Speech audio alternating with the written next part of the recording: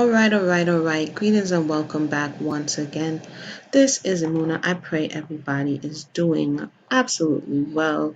We are going to have a discussion today about grandma's secrets. Grandma's secrets. I invited a special guest. We have to look for. Let me see if how I'm doing on this camera here. Oops. Let me take this off. Let me take it off. Hey, it's Amuna. I got all did up today for the special guest. I was prepared for the conversation, and hopefully, I'm getting back into this hosting thing. And hopefully, I did not mess up the times. Truthful perspective. Shalom to you. Tuning in is helping me with things I didn't know the sisters had so much knowledge. Big ups from your little brother in the walk. Big up to you, Truthful Perspective. Thank you for tuning in and your positive affirmation and words and feedback. Um, I reached out to an elder, a doctor in psychology, and I just realized right before I came on that we may have different time zones. Looky, looky, looky. We may have different time zones. So hopefully we don't.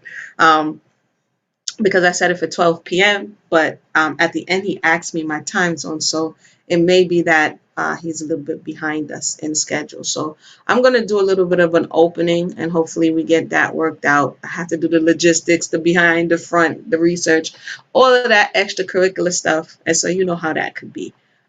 50 pieces of advice. One thing I would say about grandmother's secrets is that we were talking about it, and then one of our subscribers, shout out to you, Sister Nasha, she was like, I'm gonna check this out. So hey, what's going on, sweetie? So I went over there and I looked at it and I was like, this is interesting. We were speaking about the similar things, and so I invited him on. It was Dr. Rick Wallace. He has a channel here on YouTube.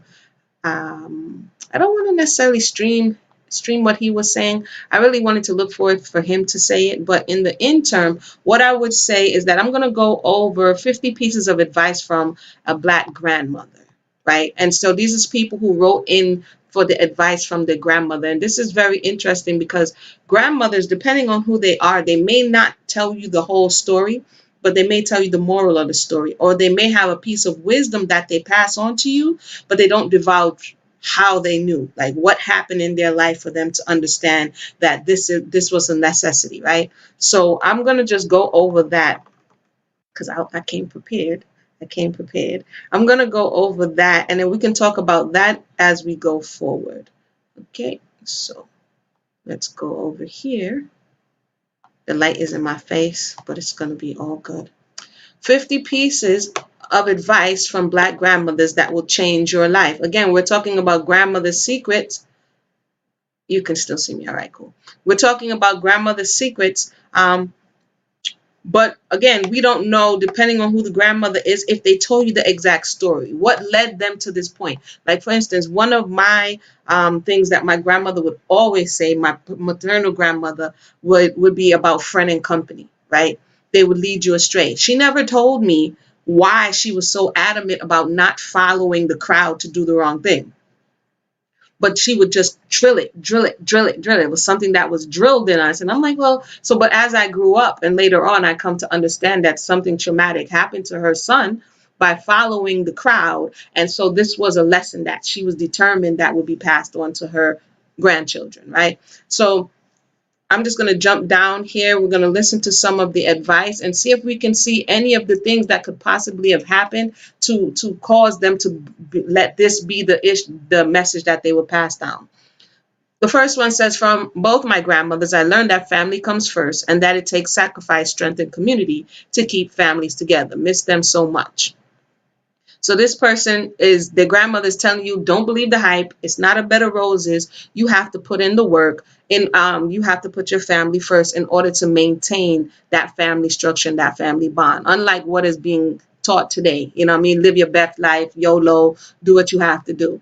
The next person says, my grandmother taught me be positive even in difficult situations. So it's not that they didn't go through things. It's all about your mindset. Every day, look forward to miracles. She went through a lot, but she always tried to teach us how to be happy. All right. So that particular grandma is teaching you about mentality, disposition. Even though things are going to happen, how are you going to deal with what is happening? How are you going to look? What is your outlook? Half empty, half full. Not only the third person says, not only through her words, but even from her life story, which I wish we could have in this particular situation, but we don't.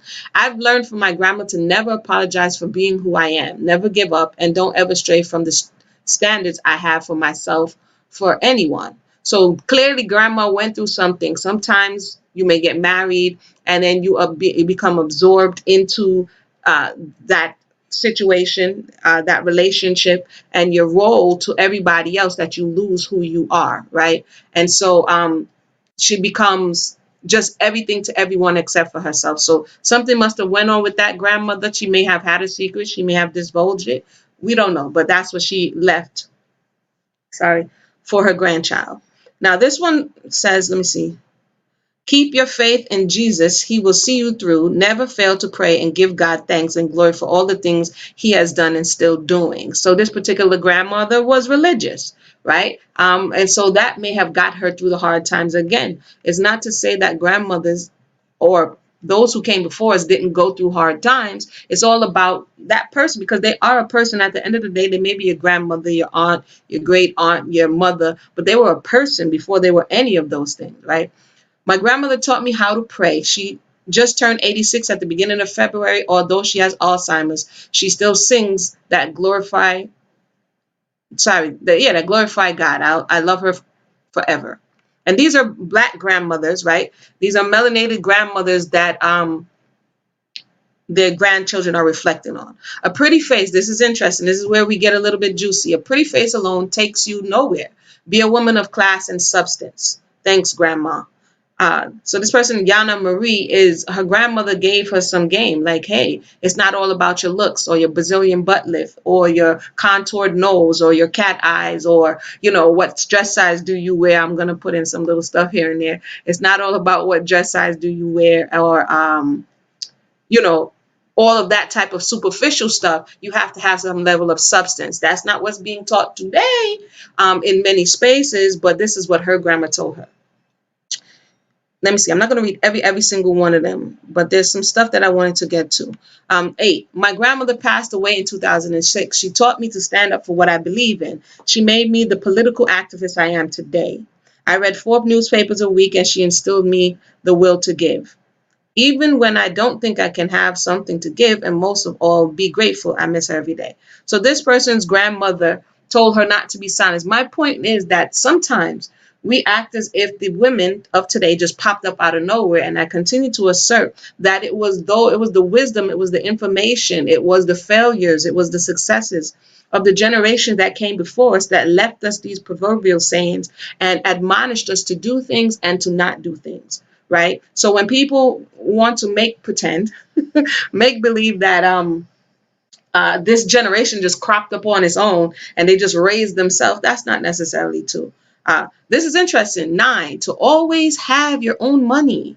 She would call it coffee can or mattress money. This is from Nicole Johnson. Why would Nicole Johnson's grandmother? What secrets was she holding? What information was she retaining? What did she go through? As a woman, what, in the 50s? If this woman is young, probably 50s, in the 40s, for her grandmother to, and she put 3 exclamation points that her grandmother said, always have your own money. 3 exclamation points. I wonder what secrets Granny was holding about that. They may have not pushed back necessarily on the man, but they may have instilled their life lessons into their children and their grandchildren. Never let anyone steal your joy. Everything that looks good for you to you may not be good for you, and everything that's good for you may not look good to you. His warrior for life. This is what this person's grandmother uh, instilled in them. Save your money for emergencies. Treat yourself every now and then, and how to have fun with 5 kids and $15. So we heard in another space that, somebody's going to abuse you with $2.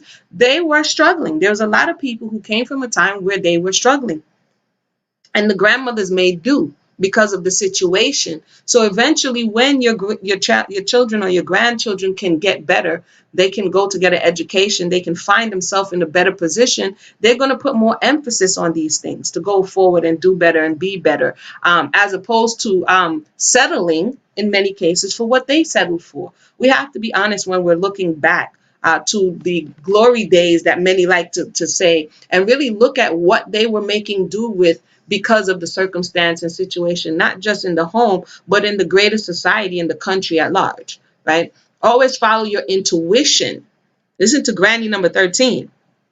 If a man doesn't treat you right, don't be afraid to leave. Talk to God. Be good to people, but if they're not good to you, leave them alone. Why wonder what secrets Granny was holding for her to tell her grandchild that? Always follow your intuition. If a man doesn't treat you right, don't be afraid to leave. I wonder if a lot of women in that space and time was afraid to leave, disconnected from the creator. Be good to people, not abuse them, not call their name, not disrespect them. But if they're not good to you, that means now you're going to have a limit. Leave them alone. Don't put yourself on the floor as a doormat. Don't diminish yourself so that other people can feel exalted in your sight. This grandma was spitting game. I wonder why. Grandma number 14. My grandma retired at 55. During her retirement, she returned to school, obtained not just her bachelor's, but her master's and doctorate in family health and counseling. The lesson I learned: you're never too old to reach for your dreams. I wonder why this grandmother went back to school. She's clearly a grandmother, so she had to have done the family thing. Yeah. But this grandmother, no one cares about your education, but for her own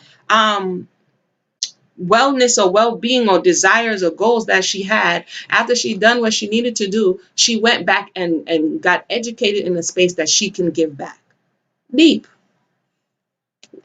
They're not going into the secrets that the grandmothers were holding, but they're definitely going into the lessons that often comes from the life experiences. Let's get a few more here. Let me get a few more. Tamika's grandmother said, this world doesn't owe you anything. You have to work for everything. Oh, how could I skip? Grandmother number 16 says, to be a strong, black, classy, intelligent lady, never settle, and that education is vital. So this Umar Abdul Fattah didn't just come up, on her own. Somebody who's elder, somebody who you're looking up to, somebody who held your hand, plait your hair, wiped your behind while they're talking to you and feeding you and taking you along the way, is saying, hey, this is the direction you should go in. I think a lot of these conversations are not being had, and we're wholly blaming certain situations on the person. And I'll keep repeating that because, it's interesting.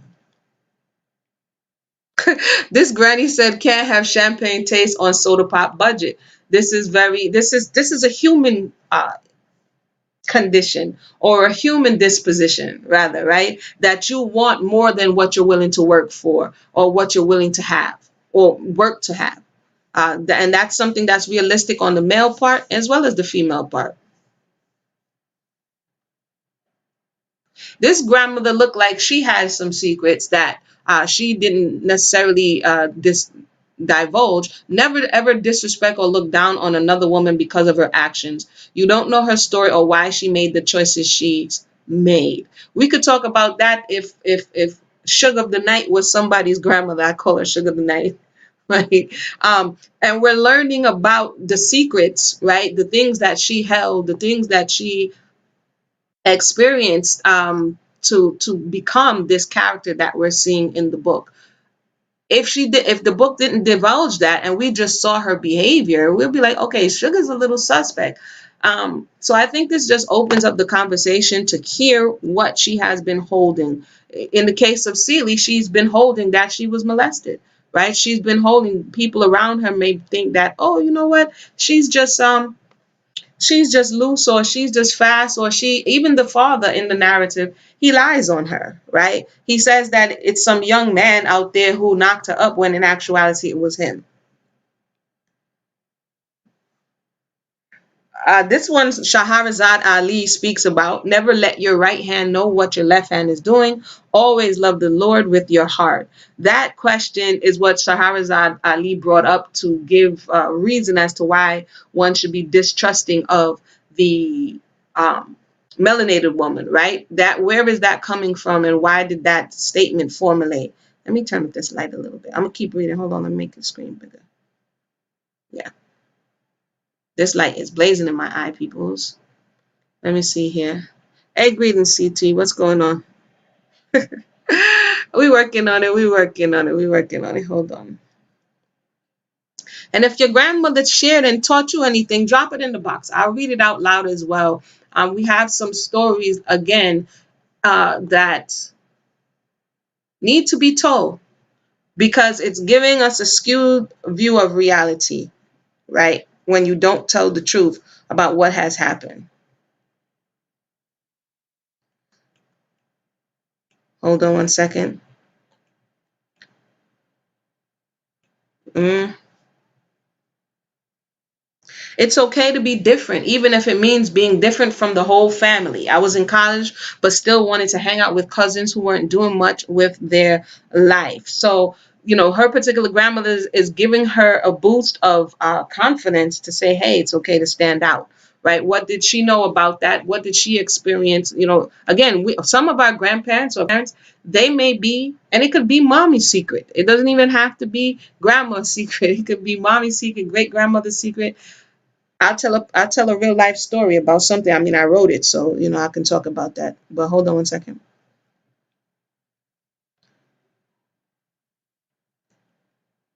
So basically, I'm gonna put the link over here.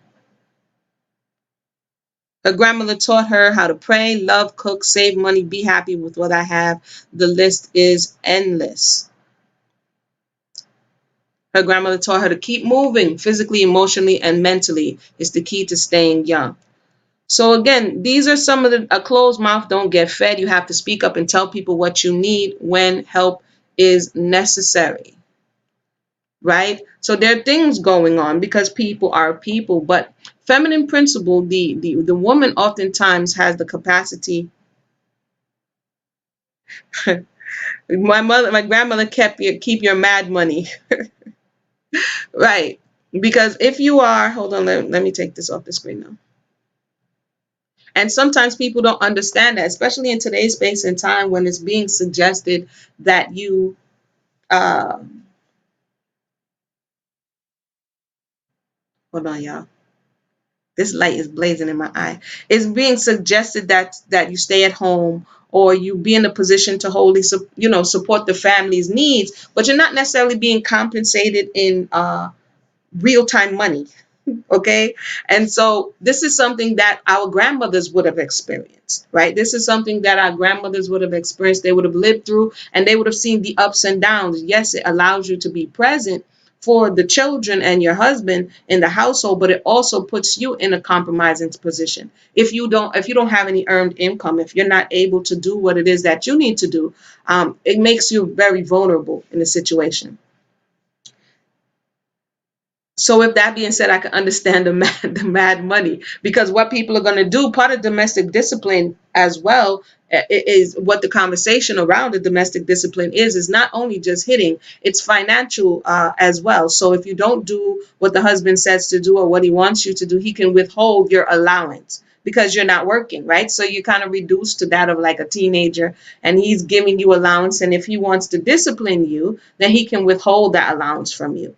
He can withhold your right to go or do something or treat yourself or whatever it is you think you need. That's something that can be used as a tool to discipline you. So I can see how grandmothers would share that as well. As it relates to this, I think the grandmother's secret thing stuck out to me, and I'm gonna put the link in the box if you guys would like to come on and share. But the grandmothers, I think I got my times messed up, but I'm gonna get with it. The grandmother's secret stuck out to me because as I was going back over my own life story, I began to, and I said this before, interview my family members my grandmother, the one who's living, my aunt, the one who lived with my maternal grandmother, and just asking them about their story. Um, my grandmother who passed on, she wasn't as forthcoming because at the last latter part, I didn't really get to speak to her much. But my aunt who lived with her at the latter part, she's very forthcoming because my grandmother divulged information with her. That was helpful for me in writing the book that I eventually wrote about, it's kind of like historical fiction, because it allowed me to see them as people in their youth, in their formative years, in the things that happened to them in life. And so these things, for instance, being pregnant at a young age and having your child, having your mother taking your child and having to raise your child while they send you off to the town so that you can learn a skill. So this is something real that happened. My grandmother got pregnant, I think at 18 or 19, and this is in Jamaica. And historically, what they would do is if you got pregnant early, they would take the child, your parents would take the child and they would raise the child, the grandparents would. And so because this is coming out of the slave period and they wanted better for her, they instructed her to go to the town and get a skill set that you'll be able to support yourself and not being stuck. So there's a lot of people who came before us who were like, listen, this is my condition. I want better for my children. So I need for you to do something different. And it came with sacrifice. So she left her child with her mother, and then she goes to learn to become a seamstress in the town, which is in Kingston, right? So how many people has that type of story happen? I think I was looking at Diane Carroll's story where there was something similar where her parents were younger and they couldn't manage her. And one day I think they visit South Carolina where her extended family is, and they left her. They didn't even prepare her to say, hey, guess what? I'm going to leave you, right? So that I can get on my feet and get myself started. They left her. And so this is something, that feeling of abandonment, that feeling of, distrust, it grew with her. Why? Because they didn't prepare her for what was, Sadaka's in the house. They didn't prepare for what was going to happen. They didn't do any of those things. So those are some things that our grandparents may hold, or our parents may hold, the guilt and the shame, the disappointments that they experience. But as we're growing, they're trying to show us a good face. In the same way as we have children, we try to show them a good face. Sadaka's in the house. What's up, sis? What's going on? Hey, Shalom, can you hear me? Yeah, I can hear you. Okay, great. I did the same thing. My great aunt, she's now suffering from cancer, but before I knew that, she's like the keeper of all the stories. So one day I asked her, I said, "Well, what was mother, which is my great grandmother, and grandpa? What were they like?" And she told me. And she told me something that I never knew. She told me that my grandpa used to beat on mother on a regular basis. Like that was something just for him to do. It was nothing out of the ordinary. And we had a cousin who every week after church, he would chase her, my cousin, with the kids, until he can catch her to beat her behind. So that was a normal occurrence. So until one day my grandmother, my great grandmother, picked up a log from the fireplace and told my grandpa, "If you put your hand on me one more time, you're never gonna put your hand on me again." And then after that, the abuse stopped. The physical abuse stopped. The concept of keep your mad money, I was always told that from all my elders, is because when when you can no longer take the abuse, then that financial aspect is taken away from him, that he can't control whether you leave or stay.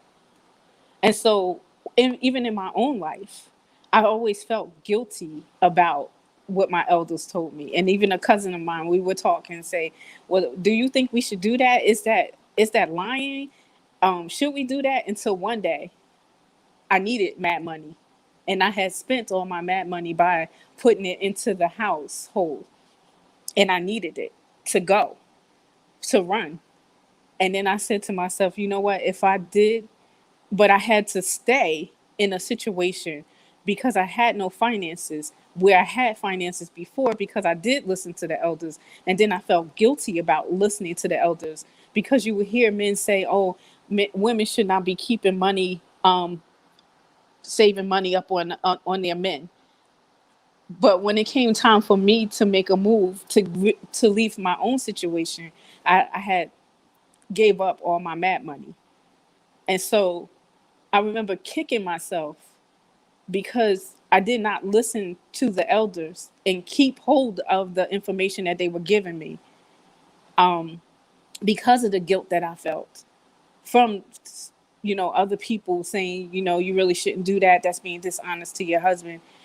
And yeah, so now I see the benefit of that little nugget of information.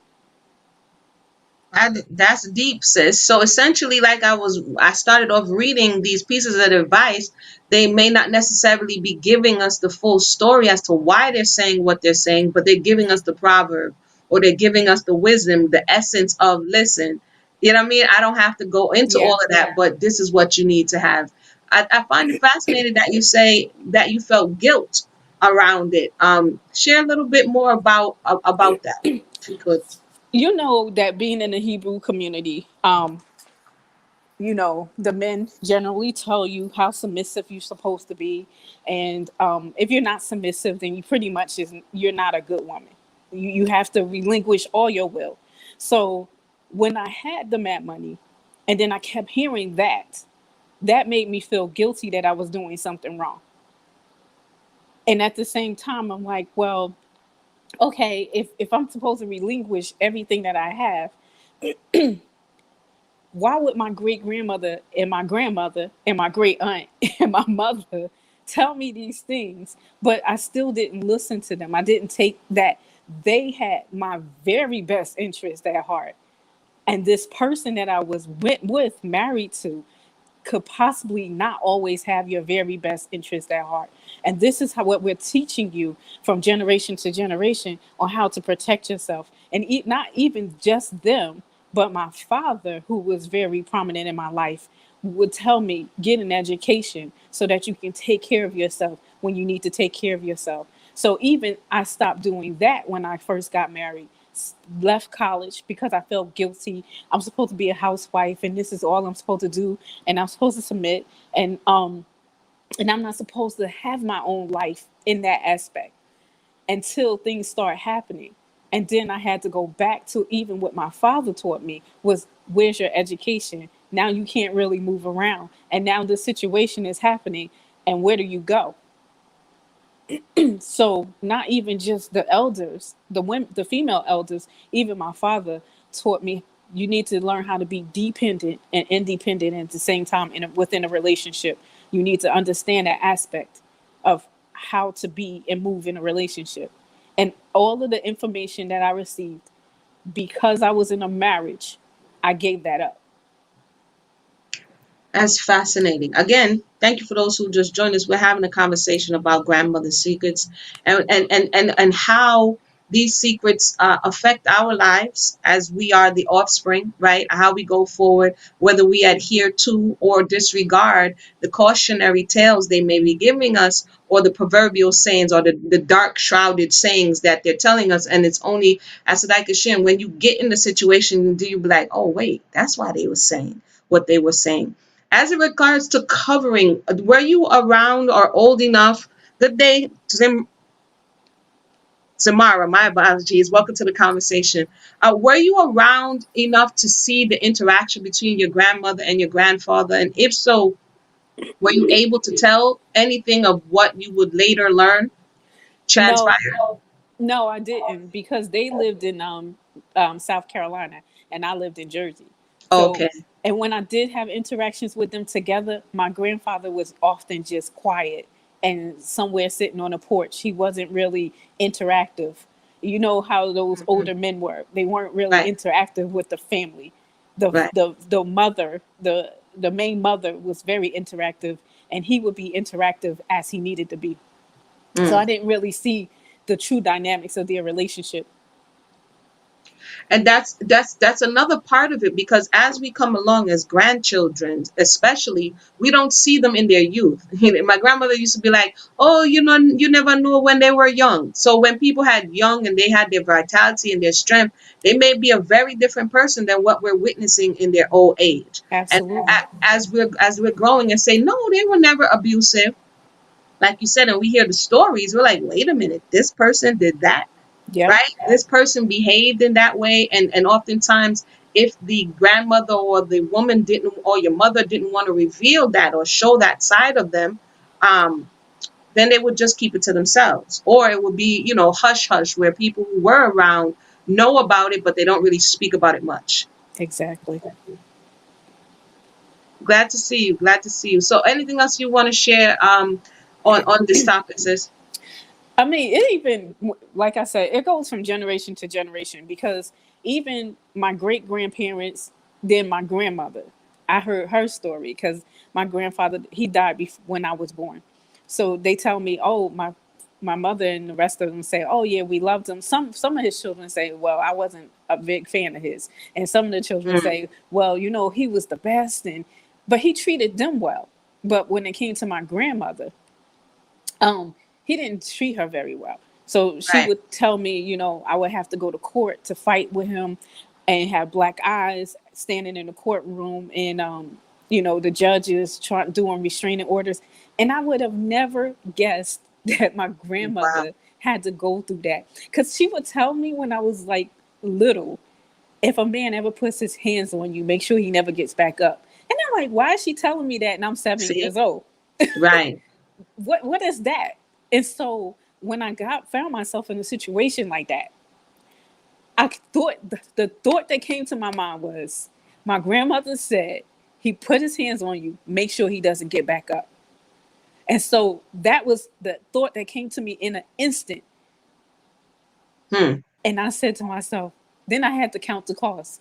If I do this, because I Right. was in a position to do what she told me to do, if I do this, what's going to be the end result for me? Correct. And statistically, and we can go. I'm not just having a conversation today. I'm not in like, statistic mode. But statistically, a lot of the women who are in prison, a lot of it has to do with domestic violence, right? Domestic abuse. There was actually something that I wanted to touch on that I didn't the other day, which was The Burning Bed. Do you remember that movie? Oh, yes. She said, "Oh yes." Oh, yeah. Then when and that movie, I guess we could come back and talk about it. And that's where the woman who's enduring this abuse finally gets to a breaking point. We also see stuff like that in Snapped, that documentary kind of show, where she Mm, can no longer take it anymore and then she snaps. Right. So there are people who say that this doesn't exist. It wasn't happening back then. It was for certain happening back then. Some grandmothers covered it over. Some fought back. Some ignored it. The children, which would be our parents, they were exposed to it. And like you said, that's part of, for me, that's part of the trauma that we have endured as a people. And we kind of normalize it. So when we hear something like, you have to keep in mind also, as we're listening to what's happening coming out the Kevin Samuels case, as to like Sharon, there's some people who, as for a slap for them is nothing, because they grew up seeing and hearing much worse. People taking up steel pipes, people taking up knives, people taking up all type of instruments and beating and fighting and doing all type of this. So when you say something like a slap, to some people that's little and nothing. So we also have to take that in consideration while we're having these conversations, that some people may have been exposed to worse. Yeah.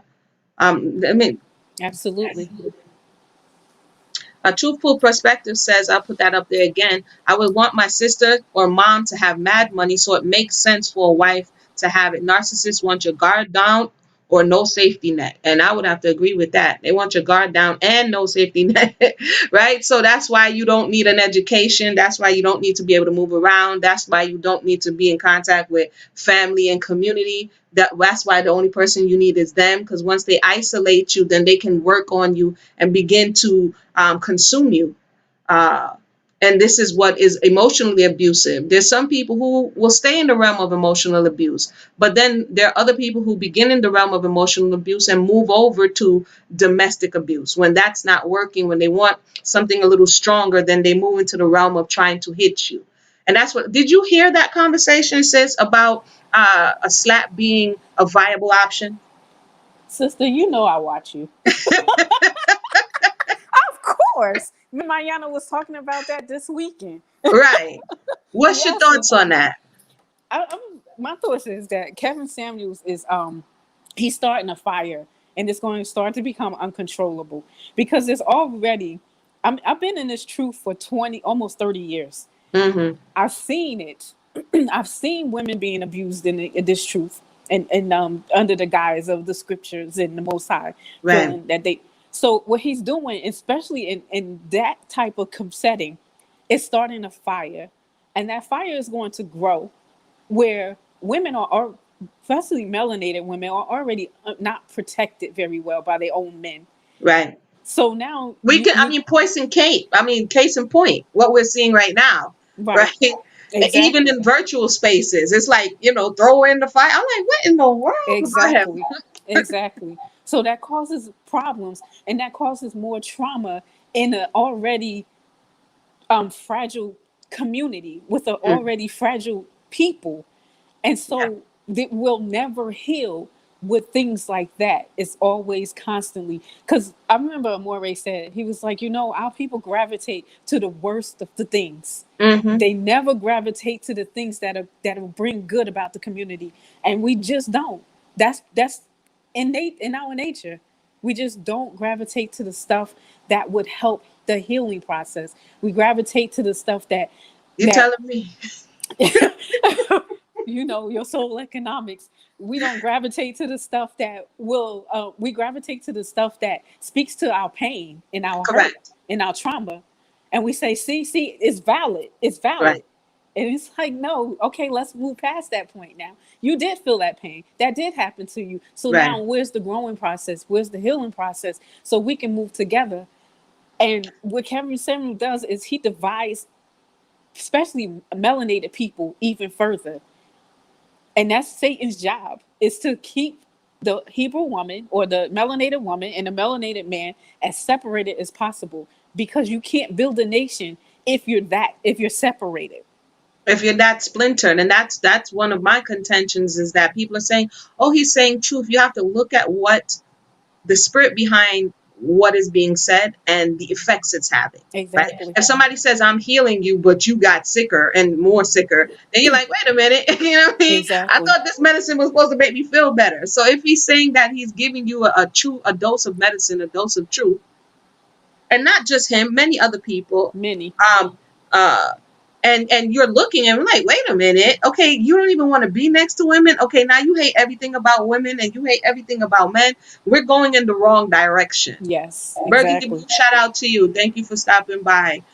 So this whole conversation about, to bring it back to some of the things that have been said about domestic abuse not being a real thing, and domestic abuse not happening before, that's far from the truth. What has been happening is that it has been covered over. It has been normalized. Remember, coming from, and I have to take it there, let's go back a little bit. Coming from enslavement, right? There are many things that you had to deny. So the mentality of many melanated people in the West, it didn't just spring up out of anywhere. It came from conditioning. Queen T, big up yourself. What's going on?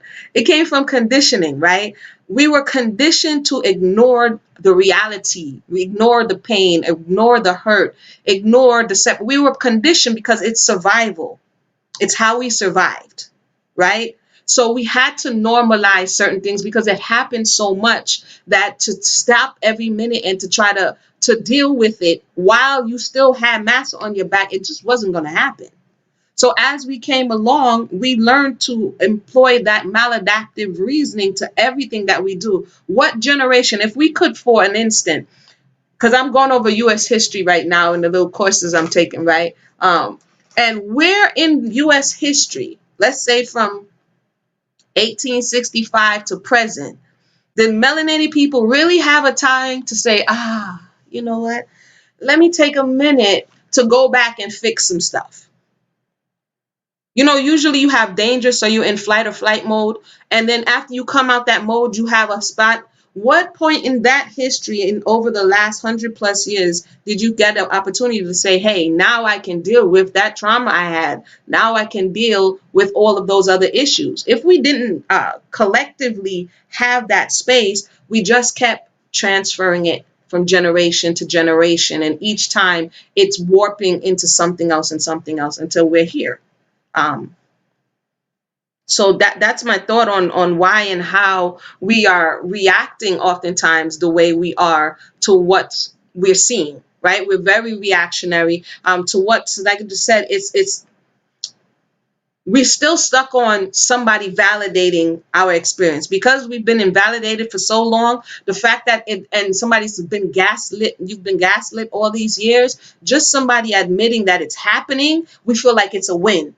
You know what I mean? Like, did you see this? And the person says yes, you be like, finally, somebody sees me. Somebody is admitting that this is happening. What are your thoughts on that, sis? I done pulled you in, but our guest, I think I got the wrong time zone, so we're gonna rock with it. But go ahead. That's all right. That's quite all right. This is this makes me feel like, wow, I haven't done this in a very, very long time. Yeah, in a long time, right? So it's quite all right. Yeah, I mean, like when I was in an abusive situation, I felt the same thing. It's like, well, was that really my reality? Mm, And then you looking for people to validate. Well, do you think this really happened to me? Well, mm, this and that happened. Do you think that really happened? And then it depending on the people you go to, you got to be very careful. Because yeah. if you go to the wrong people, they'll tell you, no, that didn't happen. And so then that just makes everything a mute point. And you're like, well, I probably should have stayed. And Mm, depending on some other people who actually see the pain you went through, and they'll validate it. Listen, yes, that did happen. So now after you've done with the trauma, now you got to go to counseling. And that's one thing about our people. We don't like to go to counseling and sit on somebody's couch and try to work those things out. And we do need to do that. Like you said, after the slavery happened, that was a traumatic experience that happened from generation to generation to generation. Traumatic experience. There was nobody at the end of that said, hey, you need some mental help. mm. And this is we're going to get that for you. Or and now people look at that as such a bad thing. But you can't be in a functional relationship if you're dysfunctional. It doesn't work. It doesn't work. And to that point, and I've seen it, and we've gotten the phone calls and the text, when the relationship, let's say a man and woman relationship, comes to a head, and you suggest, hey, let's go to counseling. Oftentimes the male is like, I don't want to go to counseling. Yes. Nobody can tell me what to do. Da, da, Mm-hmm. da. And you're like, so then there's no really remedy for fixing the issue No. because oftentimes men, I don't want to throw no, but oftentimes men, I've seen it in my own life and heard it, they feel as though even though this is broken and I don't have the tools to fix it, you should just sit here with me in its brokenness and not try to expose me, because that's what counseling is going to do. Exactly. It's going to expose me to somebody else who can possibly judge me, right? Exactly. And so a lot of people, historically and even up to date, have to sit in the brokenness or just leave. So when we talk about high divorce rates, if we don't also talk about marriage counseling and relationship counseling, then we're not having a conversation, because oftentimes she may say, let's talk to such and such, let's do X, Y, and Z, and his response is, no, nobody could talk to me, they can't tell me what to do, I'm a man. Have you Yes. experienced that, sis, or am Oh I yeah. bugging? No. It's because then that way somebody's going to see me, and then I don't Right, have to be accountable for what I did. right, And if I'm telling you that it didn't happen in the first place, so correct. why would I now go to somebody that tells me that it just did happen? So it's a bad situation, it's a bad spot, and then it just goes around and around in a circle. The next person that person gets involved with, they abuse them, and it Mm, just goes around and around, and it's a it vicious doesn't stop. cycle. It doesn't stop. And then if they have children in that next relationship, you had children in this relationship, they have children in that next relationship. It's just a vicious cycle. And nobody wants to put in the work to stop the cycle.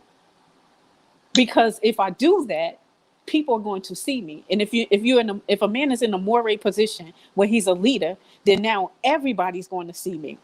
Right. Instead of him saying, well, it's okay if everybody sees me, because they'll see me as being human and having to deal with certain things. But it's the other aspect of that is pride and ego. I don't want my position taken from me. I don't want my respect taken from me. I like this position. So you're just going to have to deal with whatever you need to deal with. And we're going to keep it moving. Right. So it's a vicious cycle. And until we get that under control, and Israel as a whole starts saying, listen, we have to make some changes. We have to make some changes, and we have to do it for our children. We have to do it for the next generation.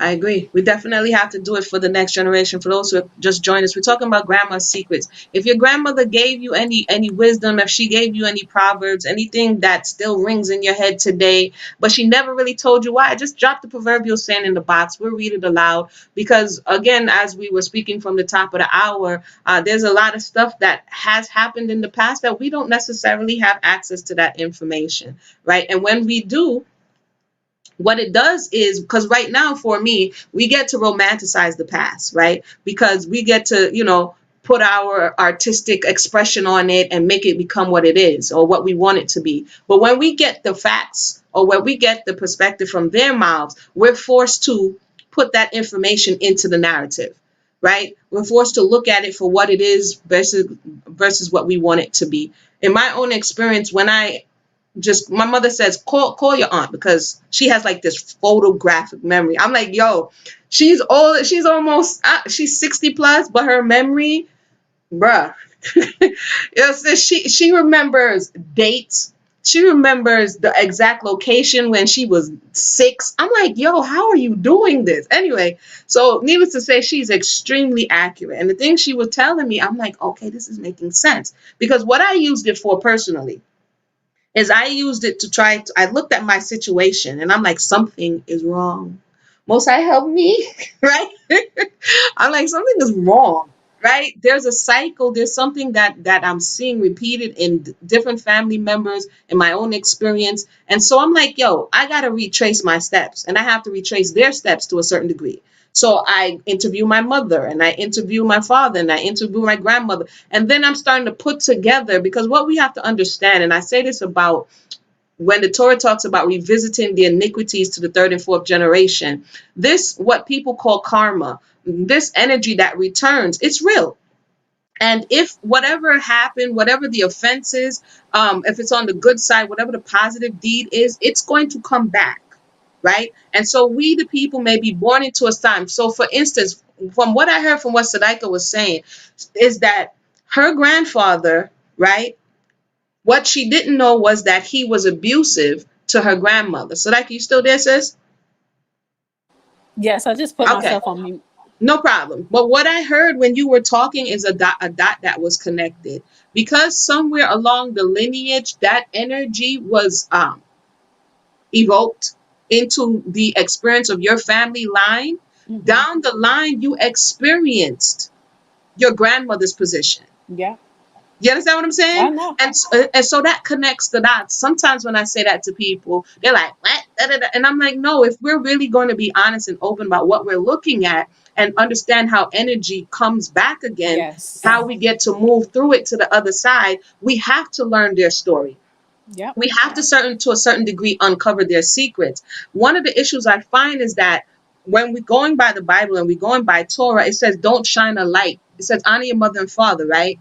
And not to shine a light on their nakedness to a certain degree, right? And so it makes it difficult to face the realities of what they may have done or what may have happened to them, because there's a thin line between examining the past and exposing them, if you can understand. So for me, that was a struggle to be able to look what would be proverbially be their nakedness, right? Because you have to look at them for what it is, mm-hmm. and then move through that information. What are your thoughts on that?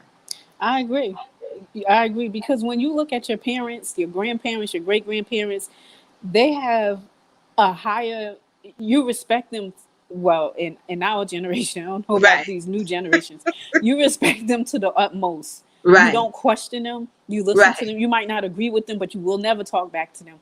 So when you see these flaws in them, well, these, well, not, maybe flaws, maybe not, but when you Mhm. see this and they're human, Mhm. and you're like, wow, you went through that.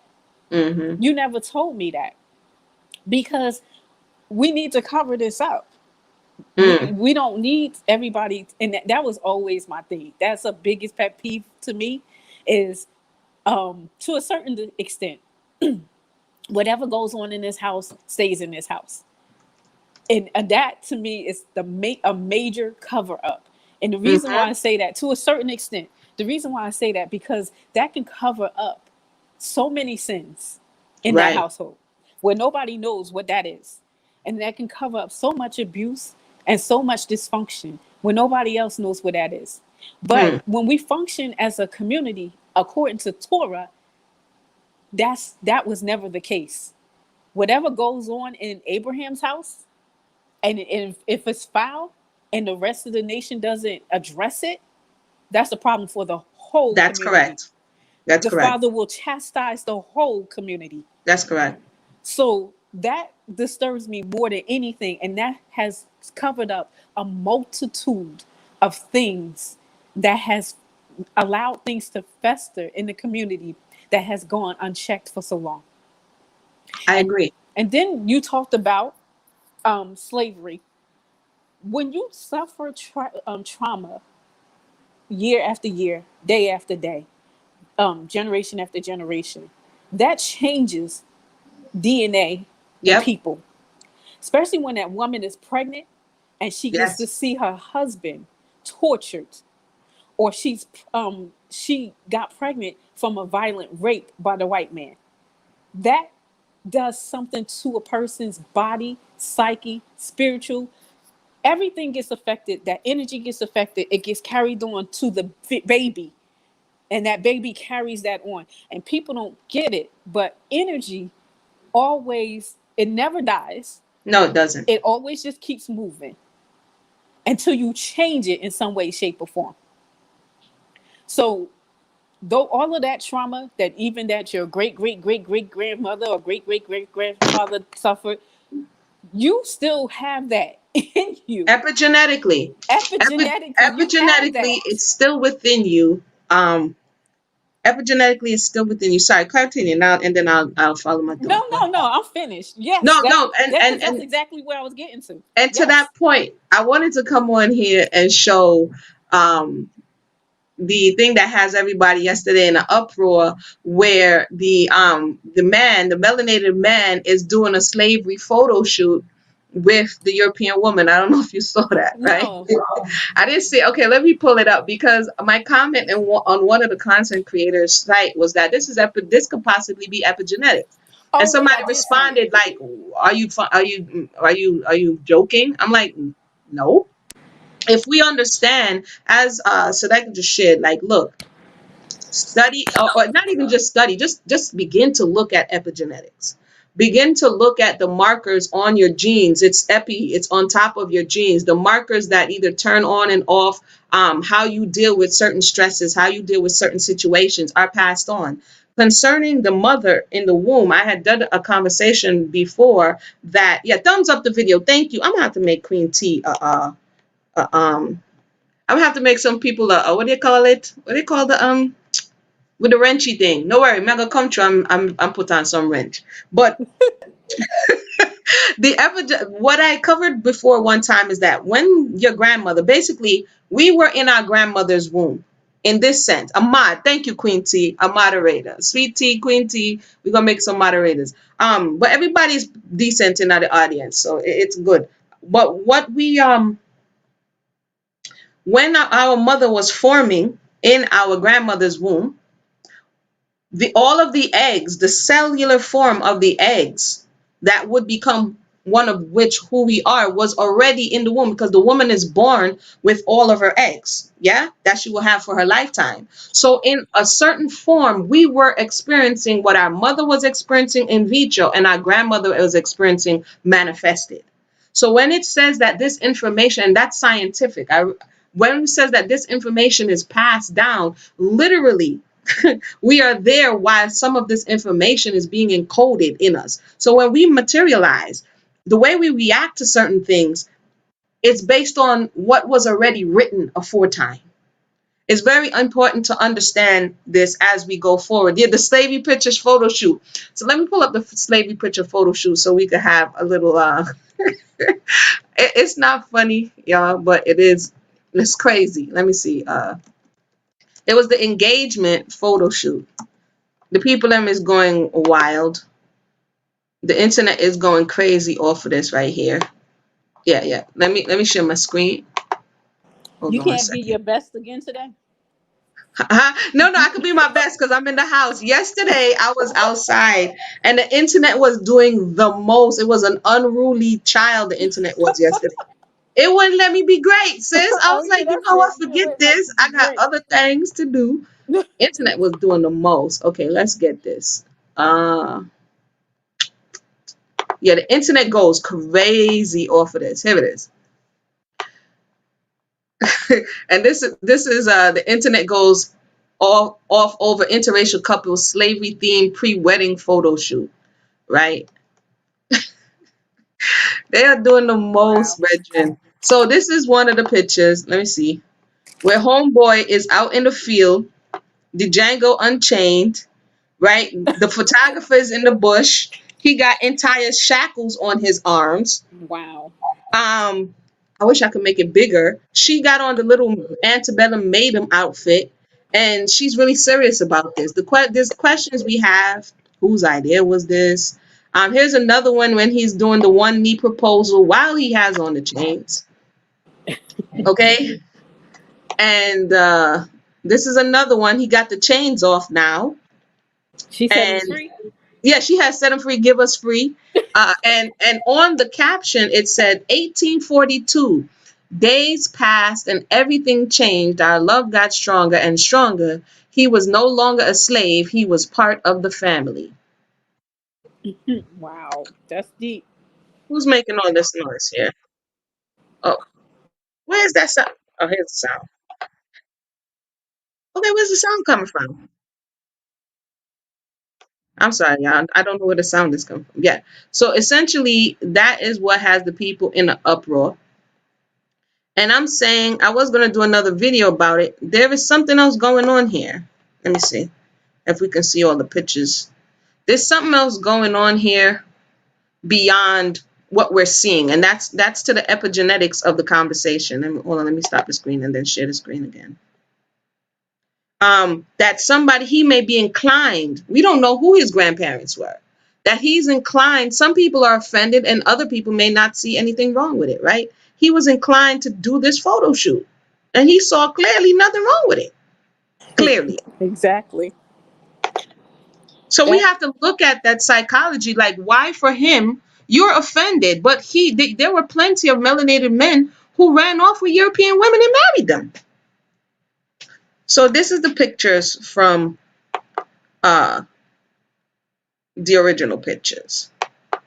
And instead of being, oh yeah, this is her taking the fetters off.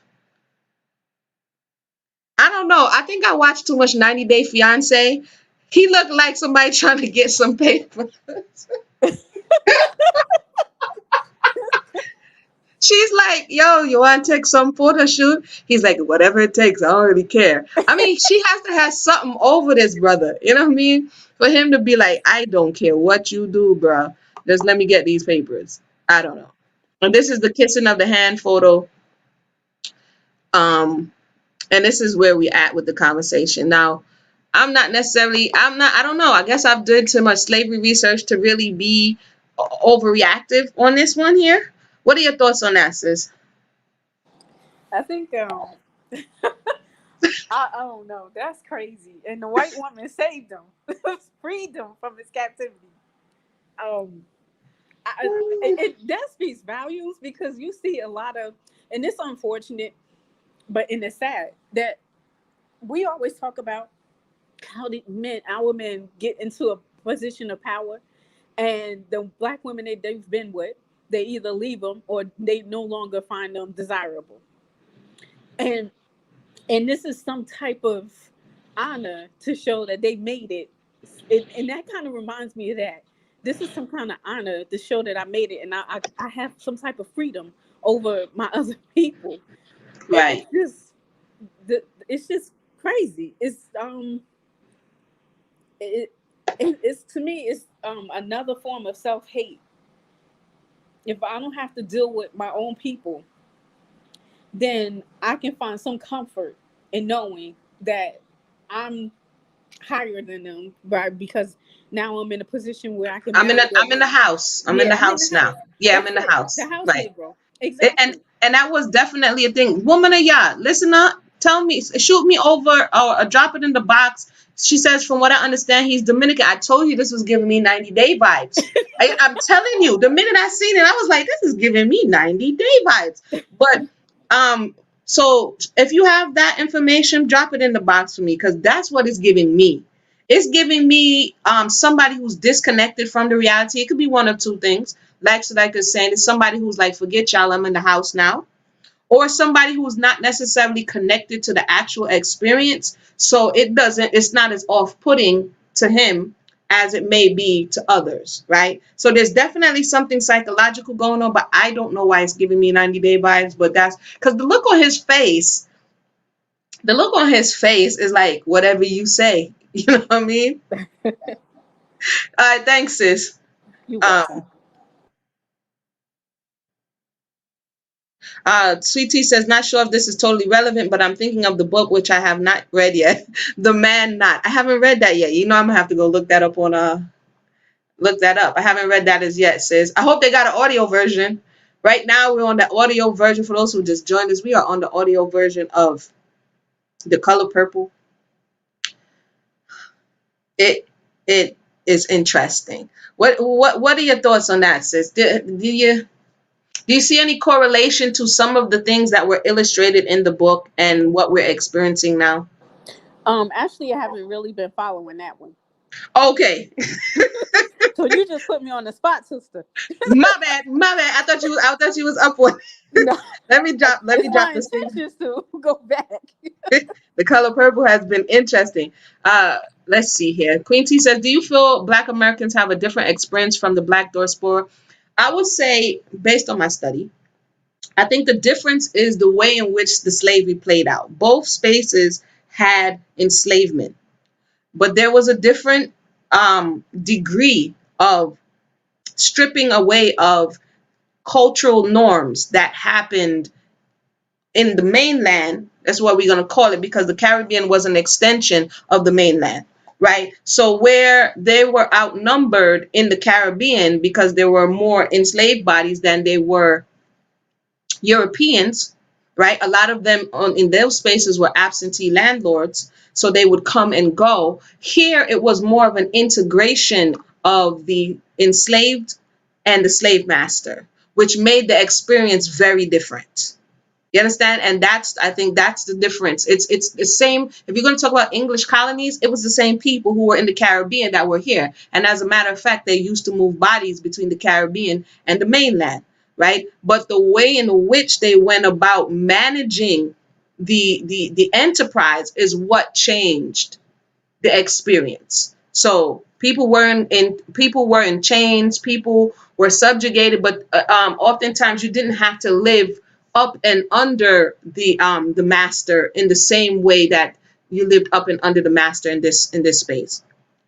A lot of the same brutal treatment, a lot of the same enslaved mentality, but again, it's like a sanitizing. One was sanitized, and then the other was made sure that a lot of the remembrance was gone, right? And that was what happened here on the mainland. So again, and we see the difference even from the Caribbean to South America, right? We see a lot of the differences.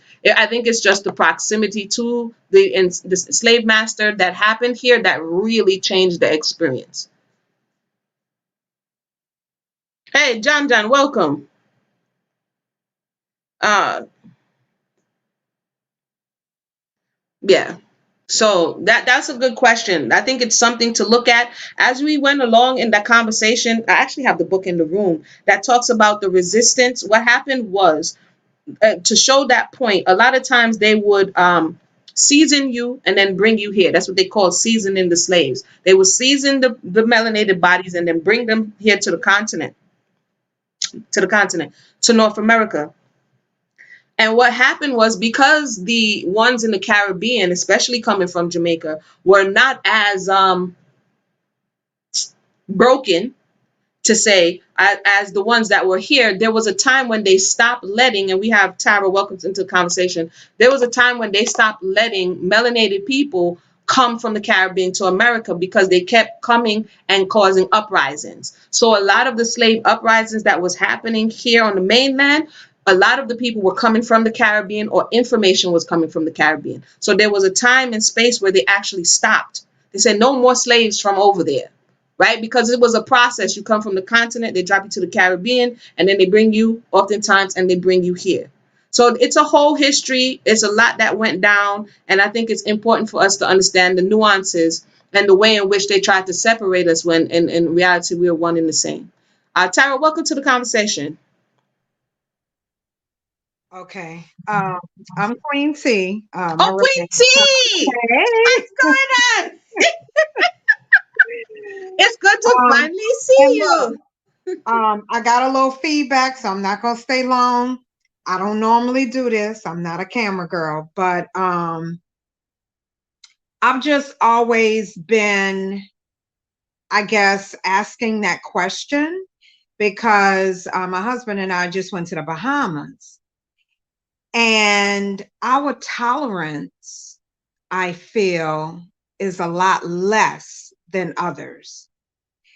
We had this conversation with a driver that we had, and they're just, I guess I found that, I feel that other cultures are a little more accepting a little bit of others, let's say, than the Black American person.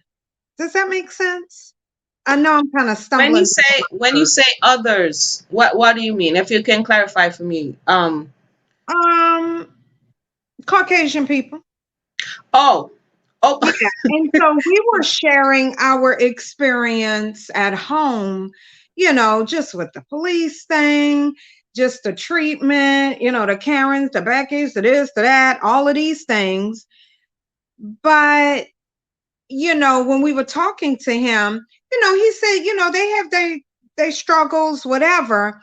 But he felt that because it's so many of them there, that they don't feel, I guess, like we do.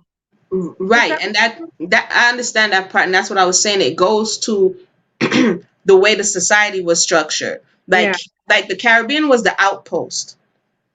If you look at the numbers of enslaved to European, there was more enslaved people to European. Over here, they said this is the Europeans' country. So you even though they're bringing melanated bodies here to be enslaved, they want to make sure that they're the dominant culture, and they want to make sure that the Negroes need to be in their place. So everything to break up any connection that you have to where you're coming from, they were more adamant about doing so. Yeah. So not playing the drums, not speaking in a native tongue, all of those things were drilled here. So and also in the Caribbean, I can speak for Jamaica in the sense of, they say out of many one people. The European wasn't the only person that was, you have East Indians, you have Chinese, you have those who came from Germany. So they're used to seeing all of these different other people, that the European is not singled out among them, of people who are oppressing you, as opposed to here, it's just black and white. Yeah. You understand what I'm saying? So it's just a different socialization that calls for a different mentality and mindset. And he kind of thought that we were being kind of like strenuous on how we felt, like we were being a little harsh. And it's like, no, we're not. But, like you said, it's just different. Yeah, it's different. It's a different experience. It's like to say two people went to jail. One person went to solitary confinement and the other person was in the open, and you're both at the same Correct. jail, but you're having two different experiences. So when you come together, you're like, well, Yeah. that's not that bad. At least you had to talk to people, right? Right. Right.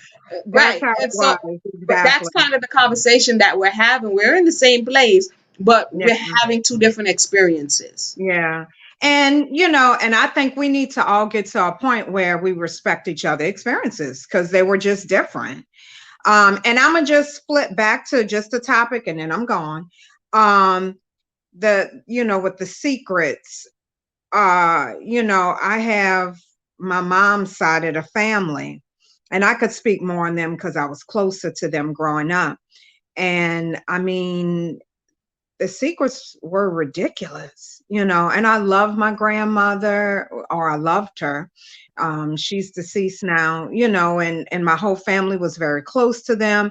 But, she had a sister that got married at 15, and the man she married was like 25. He was verbally and physically abusive. Wow. That particular house we would go to as kids, you couldn't go through the front door. So it was just a norm to go through the back. He was this pastor, I hate to say that, but he was, and he was just very mean and abusive. Now, I didn't personally know him because when he died, I was very, very young. But I mean, it was kind of discussed and talked about. And I mean, I had the ramifications of I couldn't go through the front door and all that kind of stuff. And the house was, a house away from my grandmother. So, I had cousins and whatever that lived there. All the women in that family, beautiful, beautiful, shapely, nice Mhm. looking. They all had to sneak to have relationships. They never had any healthy relationships. They Mm. were either with married men, which was, totally supposedly against what they believed in. And, one got married, she left her honeymoon and came back home. I mean, that's how just indoctrinated and it was just a mess, but you couldn't say anything about it. Right. It was like, we knew, but it was just that was their situation and it was just a norm and don't discuss it with anybody. So, the secrets. The secrets. What happens in the house? I think you typed that in. Stays in the house. That Yeah, because that I heard that mentality of so much. shaming you Yeah. into And silence. my mom and I love my mama to death and my daddy, but it's been a tug of war because since I guess, become conscious, whatever little term you want to use, um, have left the religious church and all that kind of stuff. It's been some friction because Mm. she doesn't understand, and I'm never disrespectful toward her or anything like that, but they just don't get it and they don't understand you thinking for yourself you know the whole political thing and all that has changed, Yeah. and they don't understand that because no, I'm not on the democratic train anymore. No, Right. I don't go to church every Sunday anymore. I have my own spiritual practices. Some of my unks that I wear, they question what is that, that Hmm. kind of stuff. So it's a lot. The secrets are just kind of unveiling themselves. I would say so. I think we're in a time where things that were once hidden, and some of the stuff are open secrets too. Like everybody knows, but no one wants to say, Yeah, right? they're And then when, okay. mm? They okay all this stuff. Yes, Yeah. yeah. And then when you say it, you may be a young one coming along, and they're like, "Oh, please, everybody knows that," and you're like, "They do." Right. Right. So Right? So thank you for so much for sharing that. So no like, what problem. happened? You I fell off. appreciate it. Thank Queen you. T, thank you for always coming through, always sharing your thoughts. We appreciate you. I'm gonna I've get better loved on you this YouTube since thing. the Leap Show. I've been watching you since. Thank you so much. Thank you so much. Thank you. We have Naasha in the house. Thank you for joining us. For those who just joined us, this is Amuna. A rare opportunity. I'm not in the car today. I got some runnings to do, but we're about to do it in a little bit after we have this conversation. Naasha's in the house. Today we're talking about grandma's secrets. We were supposed to have a special guest. I may have had the time mixed up. My apologies if I did, but we're going to keep rocking. We're still having a good stream. Naasha, welcome to the discussion. Welcome, Emuna. How are you? It is I'm an doing honor. well. How are you? Beautiful. Yes, I just wanted to say that even in our culture, we have a lot of secrets that we practice. Mm, And when we talk about epigenetic, it can also play a part in that because I remember that we all talk about going back to the old ways. mm, So one day I was listening to a live show, and the topic was a woman who cannot bear children. So the indigenous woman said in ancient Africa, if a woman was unable to get, no, the man, I'm sorry, if the man was unable to get children, or he was just not for, he just couldn't. What they would do, the family would come together, and then the brother instead, or somebody of the family would impregnate the woman. mm. And then, of course, it will stay, secretly in the family. So just, What? so just the grandmothers and the family members know about that. They will choose a brother or another elder or somebody to impregnate the woman. And then and the man would not know about that, practice. So, What? yeah. So when I watched the show, I asked the woman, the spiritual healer, that Miss Majola, I have a problem with that. I believe in traditions somehow, but I see the first problem I see here is again protecting the man. Mm. This is also what I see here, and secrets are heavy to carry for anyone. And also, we are creating a false reality of children. If we have a community where the one who is unable to get children are always the woman, we create this fantasy that the woman is always the problem, never the man. And that somehow doesn't make sense. Oh, I see our guest is here. Oh, sorry, I got a little trouble. Actually, was on my own stream and realized I had went over. I do apologize. Okay, that's all, Mama Emuna. See you all. Good evening, Baba. I forgot your name. I'm so sorry for the disrespect. Okay, Rick Wallace. Baba Big Wallace. So thank you. Goodbye. Okay. Okay, hold on one second. I can't hear you. I want to make sure.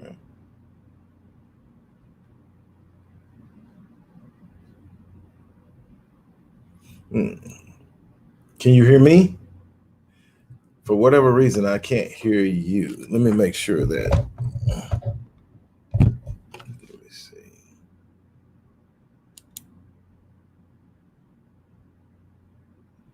Okay. I could hear the other person talking, but I can't, for whatever reason, I can't hear you. Can you hear me now? Yes. All right, that was me. It was on mute. Okay. Greetings and welcome. My name is Amuna. Thank you for joining us.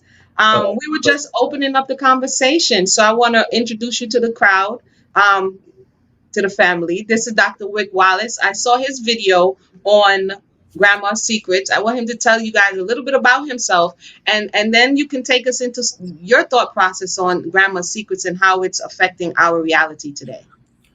Okay. I'm Dr. Rick Wallace. I hold dual doctorate degrees, a doctorate in theology and one in psychology. My focus in psychology is on traumatic experiences. I've done a great deal of research and written, to this point, 24 books on the Black experience, from education to absentee fatherhood to what I've called collective cognitive bias reality syndrome, which sort of ties into what we're going to talk about today. Two books that really sort of touch what we're talking about now is my 19th book, which is Born in Captivity, Psychopathology as a Legacy of Slavery, and book number 22, which is The Undoing of the African American Mind.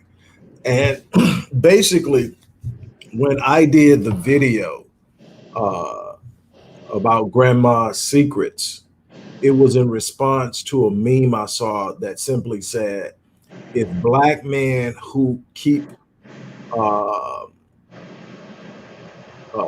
romanticizing their grandparents' marriages, how long they lasted, only knew what grandma didn't say or what grandma didn't tell, you know, it would be a different conversation. And so I chimed in on that. Then I decided to do a video on it. And the thing is, when it comes down to Grandma's Secrets, basically there is a culture, an internal culture inside of the primary culture in which, one, Black women are expected to be strong, to ignore all wrongdoing, to work and serve others to the detriment of themselves. And it's just expected. You can see it in the way children look at and deal with their moms even today. So it's not just something that happened with Grandma. Because Grandma did keep silent, a lot of the behaviors were perpetuated. A lot of the narrative nuances were pushed forward, and we're dealing with them now. And it all comes, I mean, it comes out of slavery, because in America, we had 246 years of chattel slavery, recorded, historical, that you know happened. Then we came out of it, and then there's this big long period where people romanticize the liberation of slaves and view it in a very untrue manner. What I mean by that is this: if you listen to the average narrative, especially when it's being pushed by a European media outlet, it's the idea that until 1865, that was slavery. And then we got wise and we freed the slaves. And my God, everything has been unbelievably great since. And the truth of the matter is, for slaves, the first 20 or 30 years was probably worse. For those who had been slaves, they would probably say it's worse. Why? Because as slaves, they were property and they had value. As freemen, they no longer had value to white people. They were a threat to white people because they had all the skills. That's facts. So now you're competing with your former, with the former slave owner race for jobs, and so you're a threat. And so we had in America, we had black codes which said you couldn't own land, you couldn't start a business in the South. Then we had 12 years of Reconstruction, which they like to romanticize and paint white, which actually was the South reestablishing itself to its antebellum roots, where the only thing that changed was the name slavery, because they had convict leasing. Convict leasing was where they criminalized almost all behavior that was common to slaves. Like vagrancy was a felony. You literally could end up getting a 12-year sentence for being homeless. Okay, then when they sent you to prison, then they leased you back out to the very plantations that you had been freed from. You're giving your labor for free once again. The plantation owner is paying penny on the dollars to lease you. So again, slavery by another name. And we go on through this, but what we don't get, and we very rarely deal with, is the family dynamic that came out of slavery that we still grapple with. If you go to other places where slavery was in the Western Hemisphere, for instance, in Brazil, slavery was slavery. So slavery is never good, but in Brazil, slaves had rights. The last time rights were mentioned in slavery, toward the end of slavery, where we should have been evolving and we weren't, the Dred Scott decision, where Dred Scott had sued because he had been free, but his wife wasn't free, and he was suing for the right to be free with his wife. And it went all the way to the Supreme Court, and the Supreme Court's ruling was, and read by the Justice Taney, Roger Taney, I believe it is, who said that the black man has no rights that the white man is bound to respect. Okay, no rights that the white man is bound to respect. Okay, this was 58 or something like that, very close to moving into the Civil War, where in Brazil, marriage was respected. So if slaves got married, their marriage was respected. The family wasn't broken up, and so many other things. Well, that wasn't the case, and often, to make sure that males didn't bond with their offspring, either the male was sold or the offspring was sold. The entire idea was never to get them to bond. And when you sell off a man, he moves and he leaves one family behind, and he goes to another plantation where he meets another black person. And because he's big and strong, they're going to breed him. So he turns around and makes another family. Well, then you create the psychology and culture of creating families and leaving. You create cultures of being able to bed more than one woman because you are being bred. So there's no obligation that is being respected. Now, you may have an obligation to a certain slave that you want to call your wife, but when they say go in here and bed this woman, you're going to go in there and bed that woman because that was your job. You were being bred. So this idea that, the cultural behavior, that didn't end. It's not like slavery ended and black men say, okay, now I can be monogamous. So you got a culture. Then you got all the disrespect and the anger and the violence. You got all this stuff. So grandma has been taught to be quiet. That came from slavery too. We're not going to complain because the complaint can cause problems. So what we need is to keep our men safe. So we don't expose our men because our men are very vulnerable. The men were the ones that were a lot of the vitriol was aimed at. So the women became naturally protective of the men. That's a backward natural order. That's reverse natural order. So we move up, and now we're talking about married families. And one of the things that we like to talk about and we like to quote without really truly being honest with ourselves is that up until the 1960s, at least 75% of African-American children were born in the two-parent households.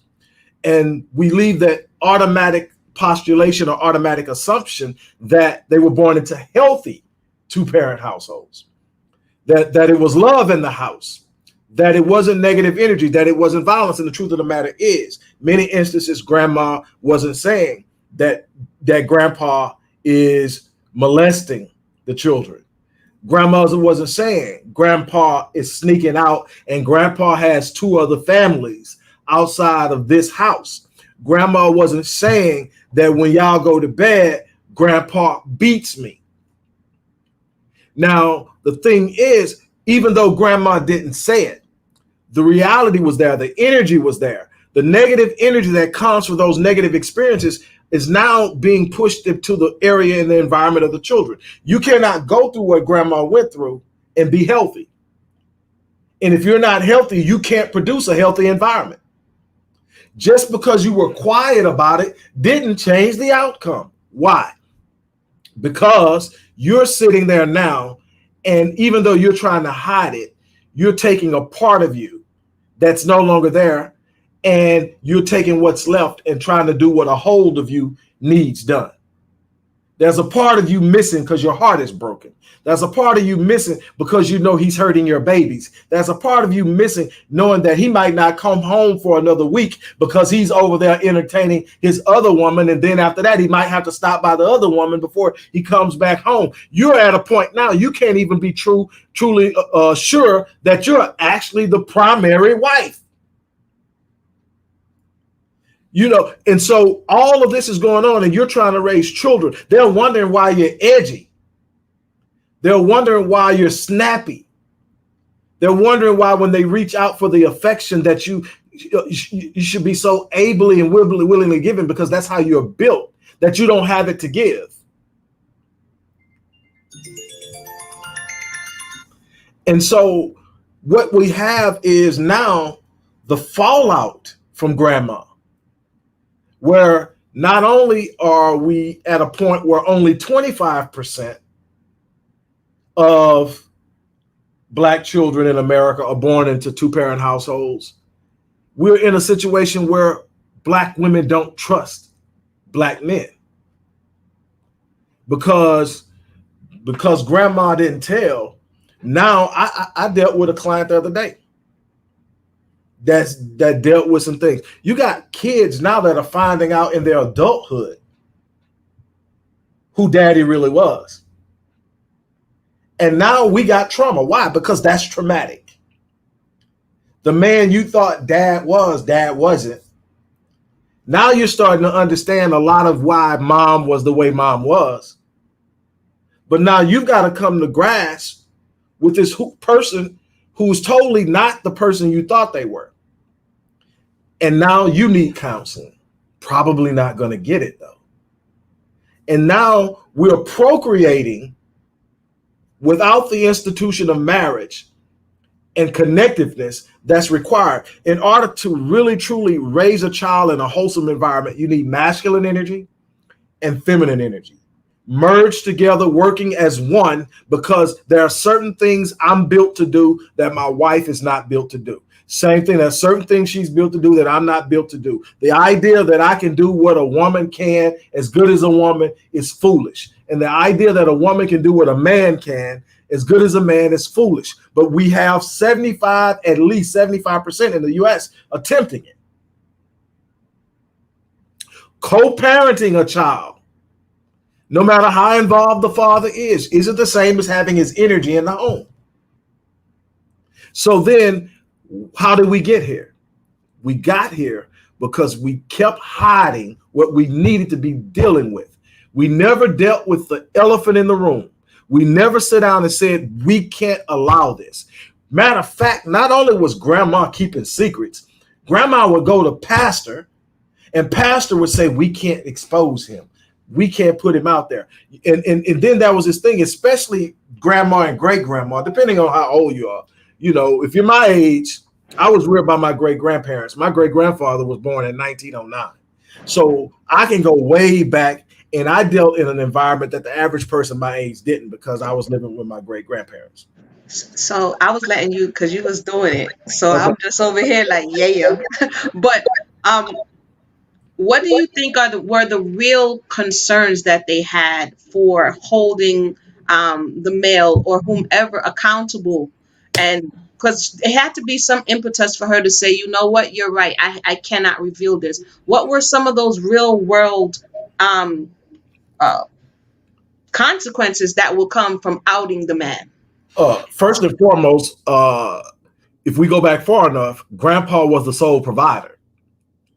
If grandpa is exposed and he's removed from the house, or grandpa is exposed and the marriage ends, the protection ends, the provision ends.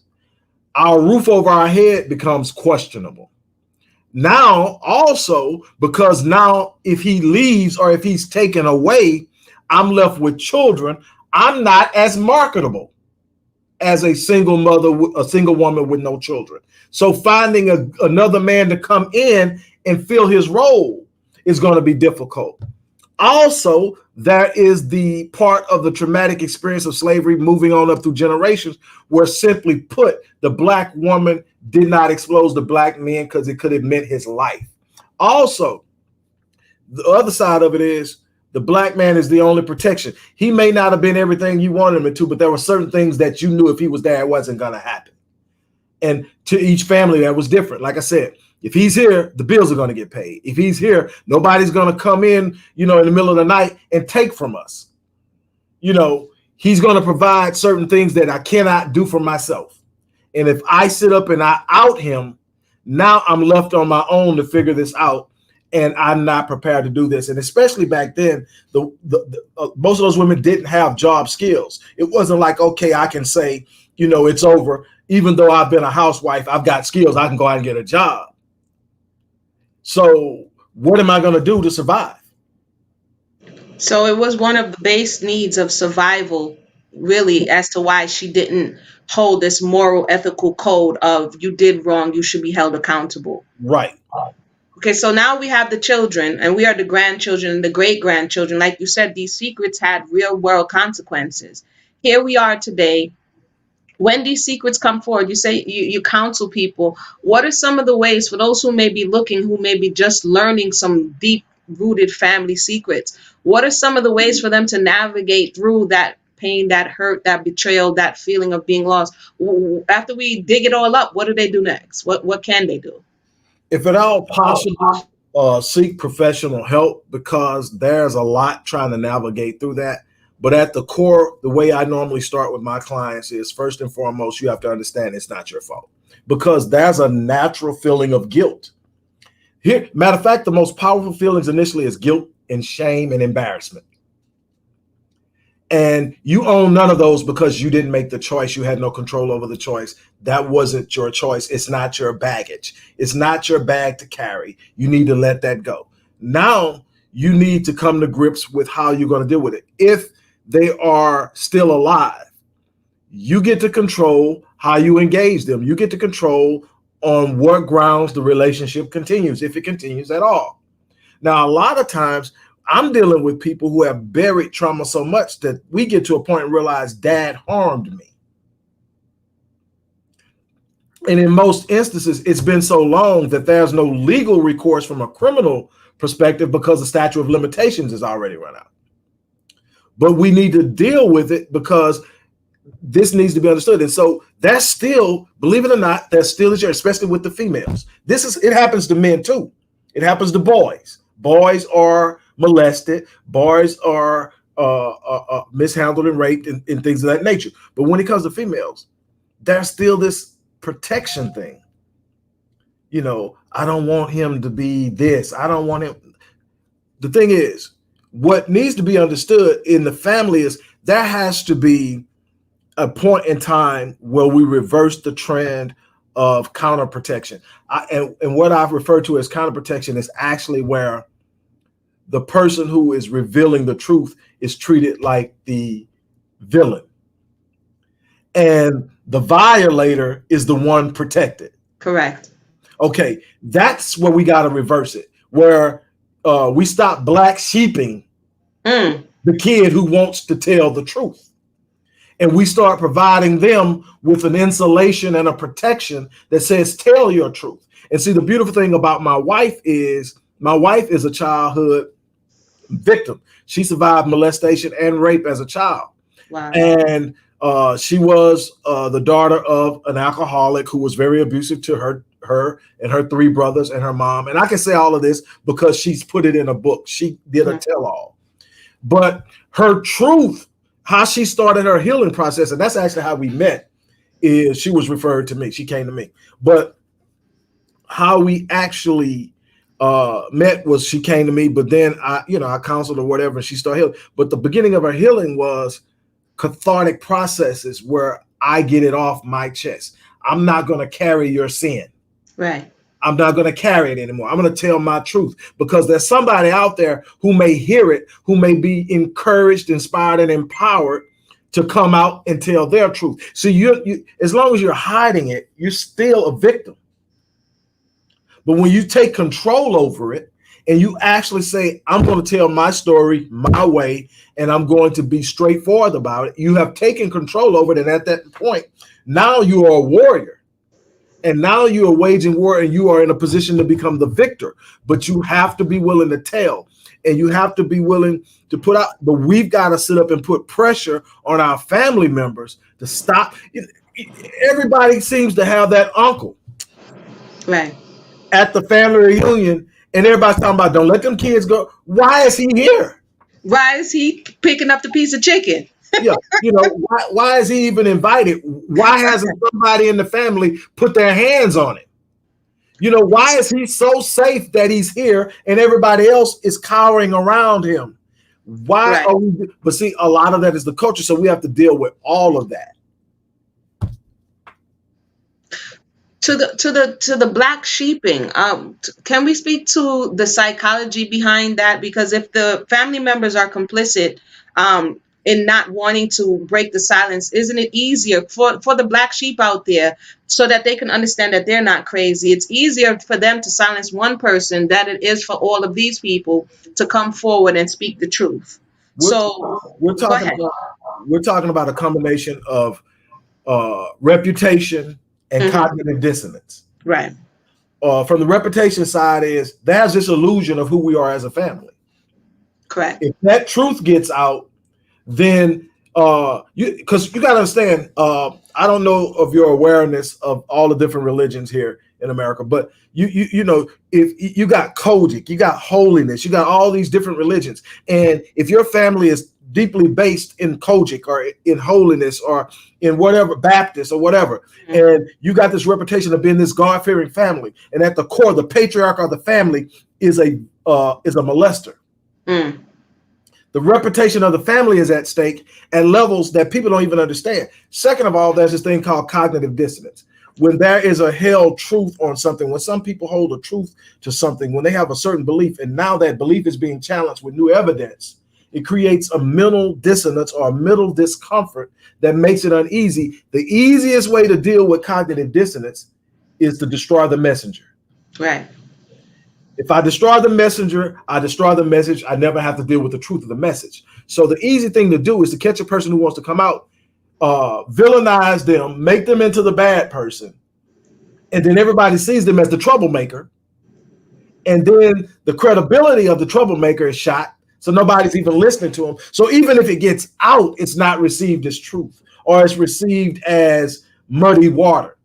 So that's the way the game is played. It's a point of protecting the reputation and not knowing how to confront and deal with cognitive dissonance. For those black sheep out there, you got a word, because people will try to convince you that you're crazy and that you didn't see and that's not what happened. But so now, because sometimes we seek to understand, we're feeling the pain, but we look at them as family and we think they should embrace us, and we don't understand.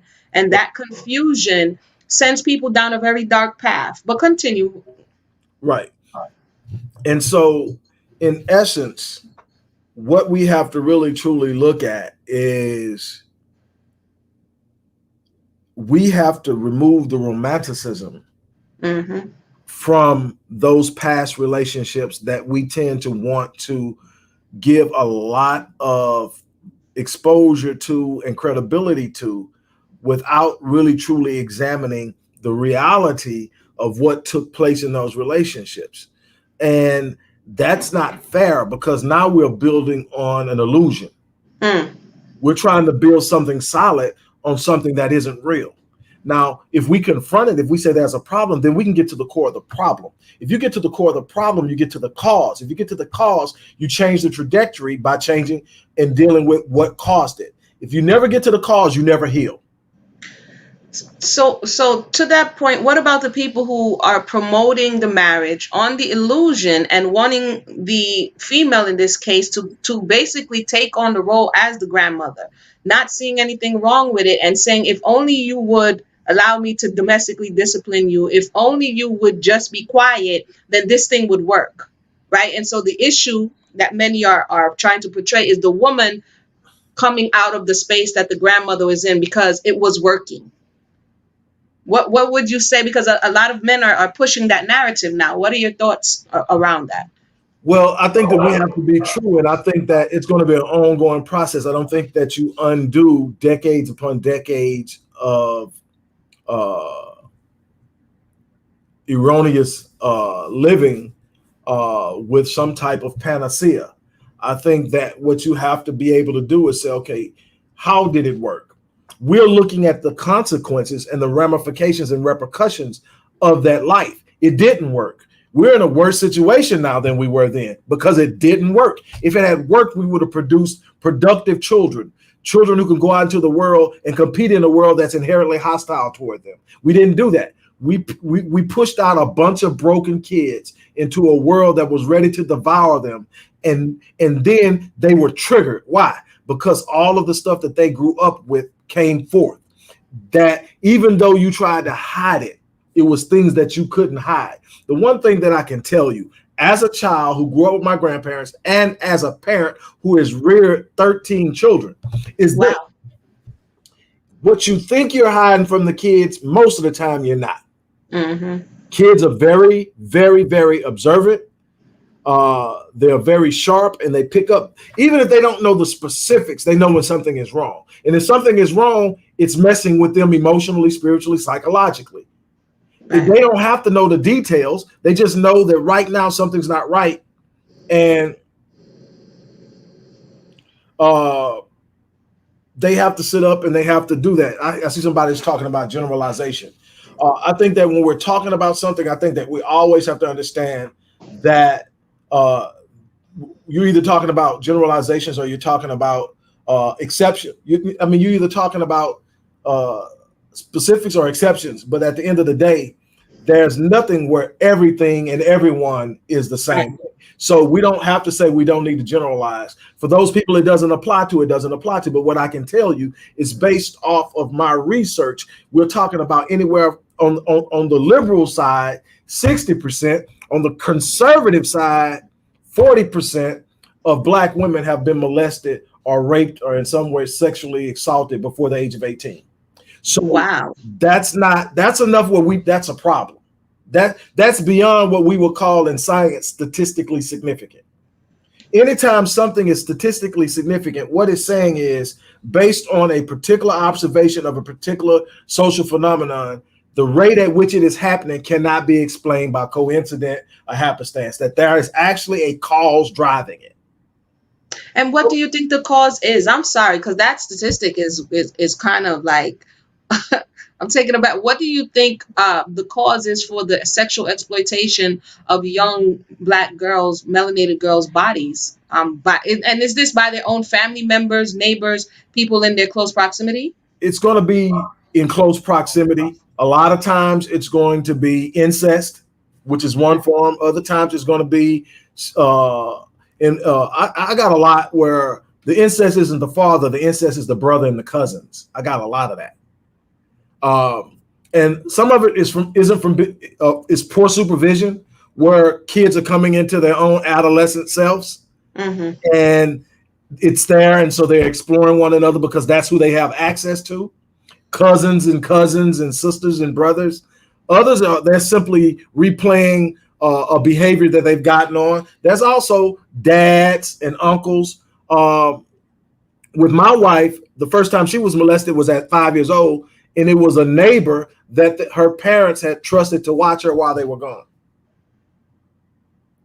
Okay, so it can be a bunch of these things. Now, the thing is, the behavior comes from a lot of different places. You got to understand that some of the most sexually perverse things you can think of, our European slave owners did.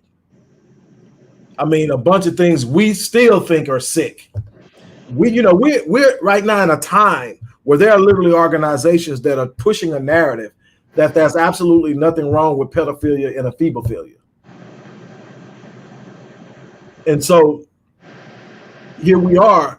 And then you got to understand, like I grew up, born in the 60s, grew up in the 70s, came into my young adulthood in the late 80s. And so I grew up in a time where I watched adult men look at young girls who were prepubescent or just coming into their puberty and say, man, she's going to be fine when she gets older. Ooh, she's going to be set. The fact that you're viewing a child that age and that's going through your mind is a problem. And it was too common. It was a common thing. Man, she's going to be sexy. She's going to be fine when she.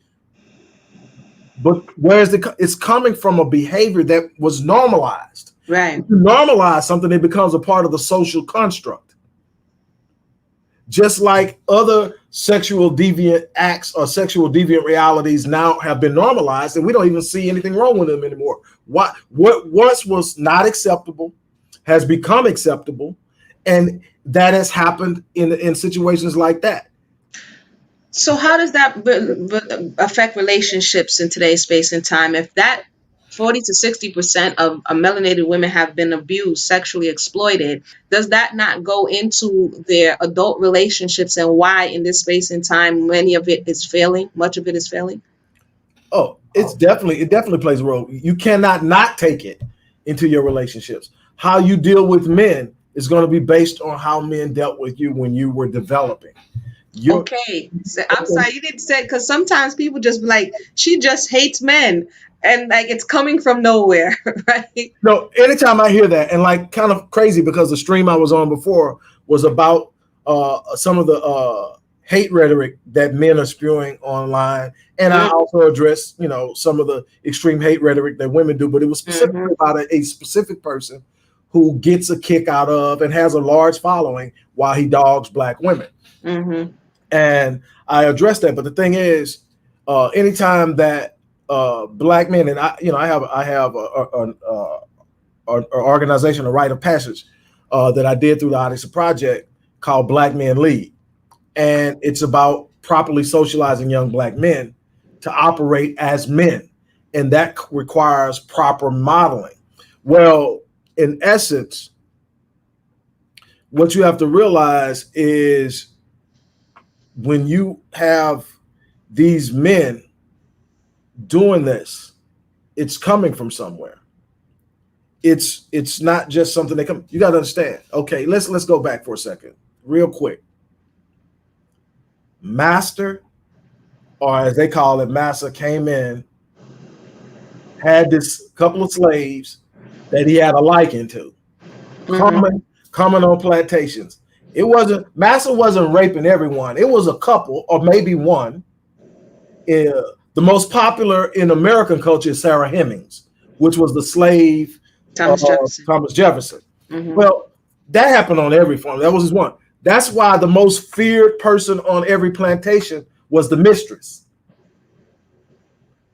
The meanest and most feared person and the most cause of harm and death on plantations was the wife of the owner, because she knew what he was doing and she couldn't stop it or control it. But look at this. Massa comes in, rapes woman. Woman gets pregnant. Woman has baby. Baby is a girl. Baby comes of age, 13 or 14. Massa comes in and rapes baby, who is his daughter. First of all, underage, is also his daughter. Male slaves see all this. That is a part of social learning theory. It's an observation. It's a behavior. It's a behavior that's accepted by the ruling class. Right.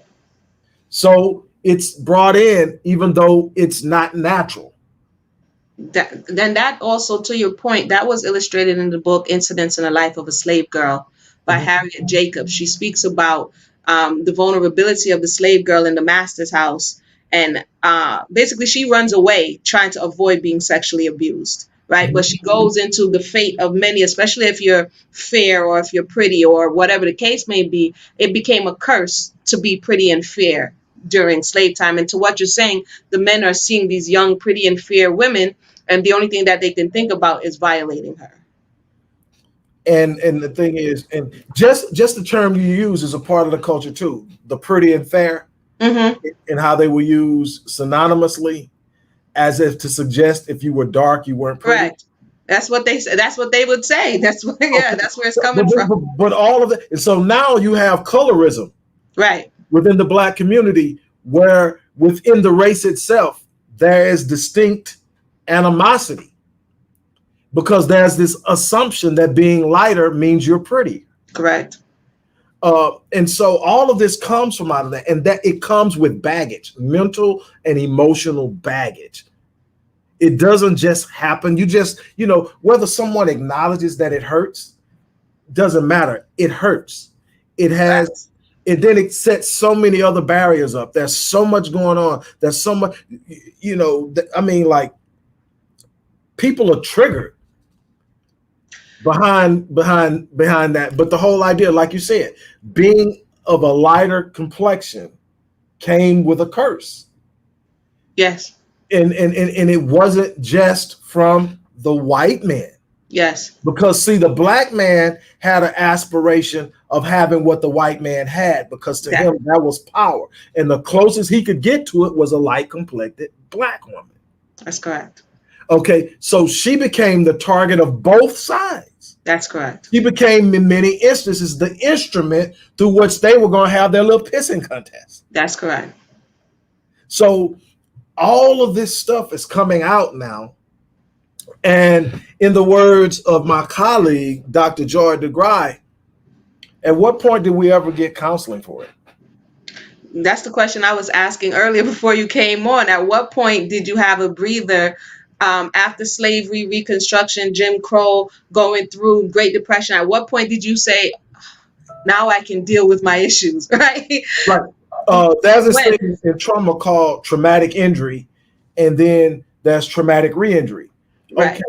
So say, for instance, if you have someone who walks up and stabs you in the leg, you get stitches, and you're going to be limping around for a while, so you're not at 100%. So you don't function how you normally function because you've got an injury. But as it's starting to try to heal, they come along the next time and they hit you in the head, hit you in the same spot, but they hit you in the back. Not only do they bust back open the old injury, they create a new one. Mm-hmm. And every time you start to heal, here comes the next trauma. Here comes the next trauma. That's what we've been experiencing for the last 160 years. It's traumatic re-injury, where we're trying to get over something you've already done to us, and you do something else. And in all of that time, you're telling us that we need to figure it out and we need to function. And so what happens? You get a lot of toxicity, a lot of dysfunction, a lot of frustration, and then they sit up and they blame it on our blackness. No, as Daniel Patrick Moynihan said, you got to blame it on their experience. So and definitely the experience is one that I have found in my layman's work is that it's so traumatic that we don't even, as a collective, want to look at the experience. How can you heal from something that you are unwilling? Now you have a little time. You're on YouTube.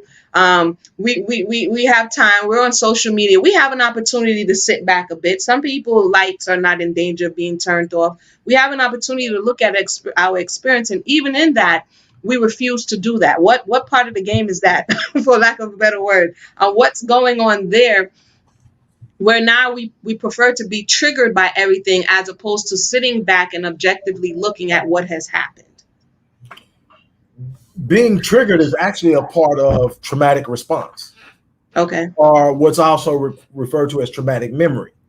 It's not a voluntary reaction. It's literally coming from the coding in the DNA. Trauma literally impacts your DNA, your genetic code. The study of epigenetics, something that I've written on intensively a great deal. I've studied. I came across epigenetics in studying multi-generational trauma. Okay. And how trauma is perpetuated through generations, because that was always this argument. It's been 100 and so years. Get over it. Get over it. And so I was saying, okay, should we be over it? And the first thing I came to through my conclusion of all my studies is time does not heal all wounds. No, it does not. Okay, so that's the first thing. So time in and of itself does not heal all wounds. That there has to be some things that take place that precipitate healing. So I started to study the Jews and the Holocaust. Mm-hmm. And I realized that there were children not born during the Holocaust, but born of parents that experienced the Holocaust that were having dreams about things that happened during the Holocaust that they had never heard of. I mean, very vivid dreams that were real experiences. And come to find out that it was in their genetic coding.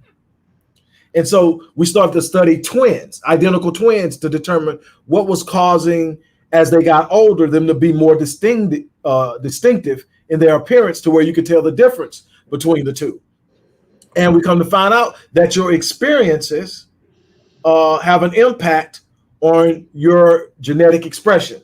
So everybody has these genes. So in other words, your experiences can increase your risk for getting cancer. How? Right. Because you have cancer genes. A certain type of lifestyle, a certain type of environment, a healthy environment where there's no stress, a healthy environment where there's a lot of positive energy and love is going to down-regulate cancer genes. On the flip side, where there's a lot of stress, a lot of fear, a lot of anxiety, that type of environment will up-regulate. Right. It tells it what to kick on or kick off Kick off, right? on the stressors. Turning on genes and turning off genes. Now that's without what you eat or what you don't eat, which also contributes, but just the experience itself. But also in the procreation process, in reproduction, the process of meiosis, which is the recreation of reproductive cells, there's a cleansing of what's known as epigenetic tags. Epigenetic tags records traumatic experiences. Right. Every tag is the recording of that experience. Well, what is supposed to happen in the reproductive process to give the next generation a fighting chance is those tags are supposed to be wiped clean. But what we find out, if the traumatic experience was emphatic enough, it can't be wiped completely away. So it's passed on, and the mother has 23 chromosomes. The father gives 23 chromosomes to give the 46 chromosomes to the child.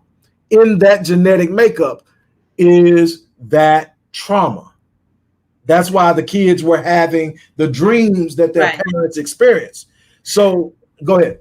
No, I was going to say, and I'm going to read John's comment in a second, John. We're going to keep it clean, John. But before I get to John's comment, in your research, because I've read a few books that look at, like you say, the Holocaust and other traumatic experiences, and they validate those experiences. But these same books, like The Body Keeps the Score and It Doesn't Start With You, the people who are talking about trauma bonding and the epigenetics, they don't put that over the melanated or the Black person's experience. Have you come across research or information or done some of your own that uses that same thought process to explain what's going on in the melanated community?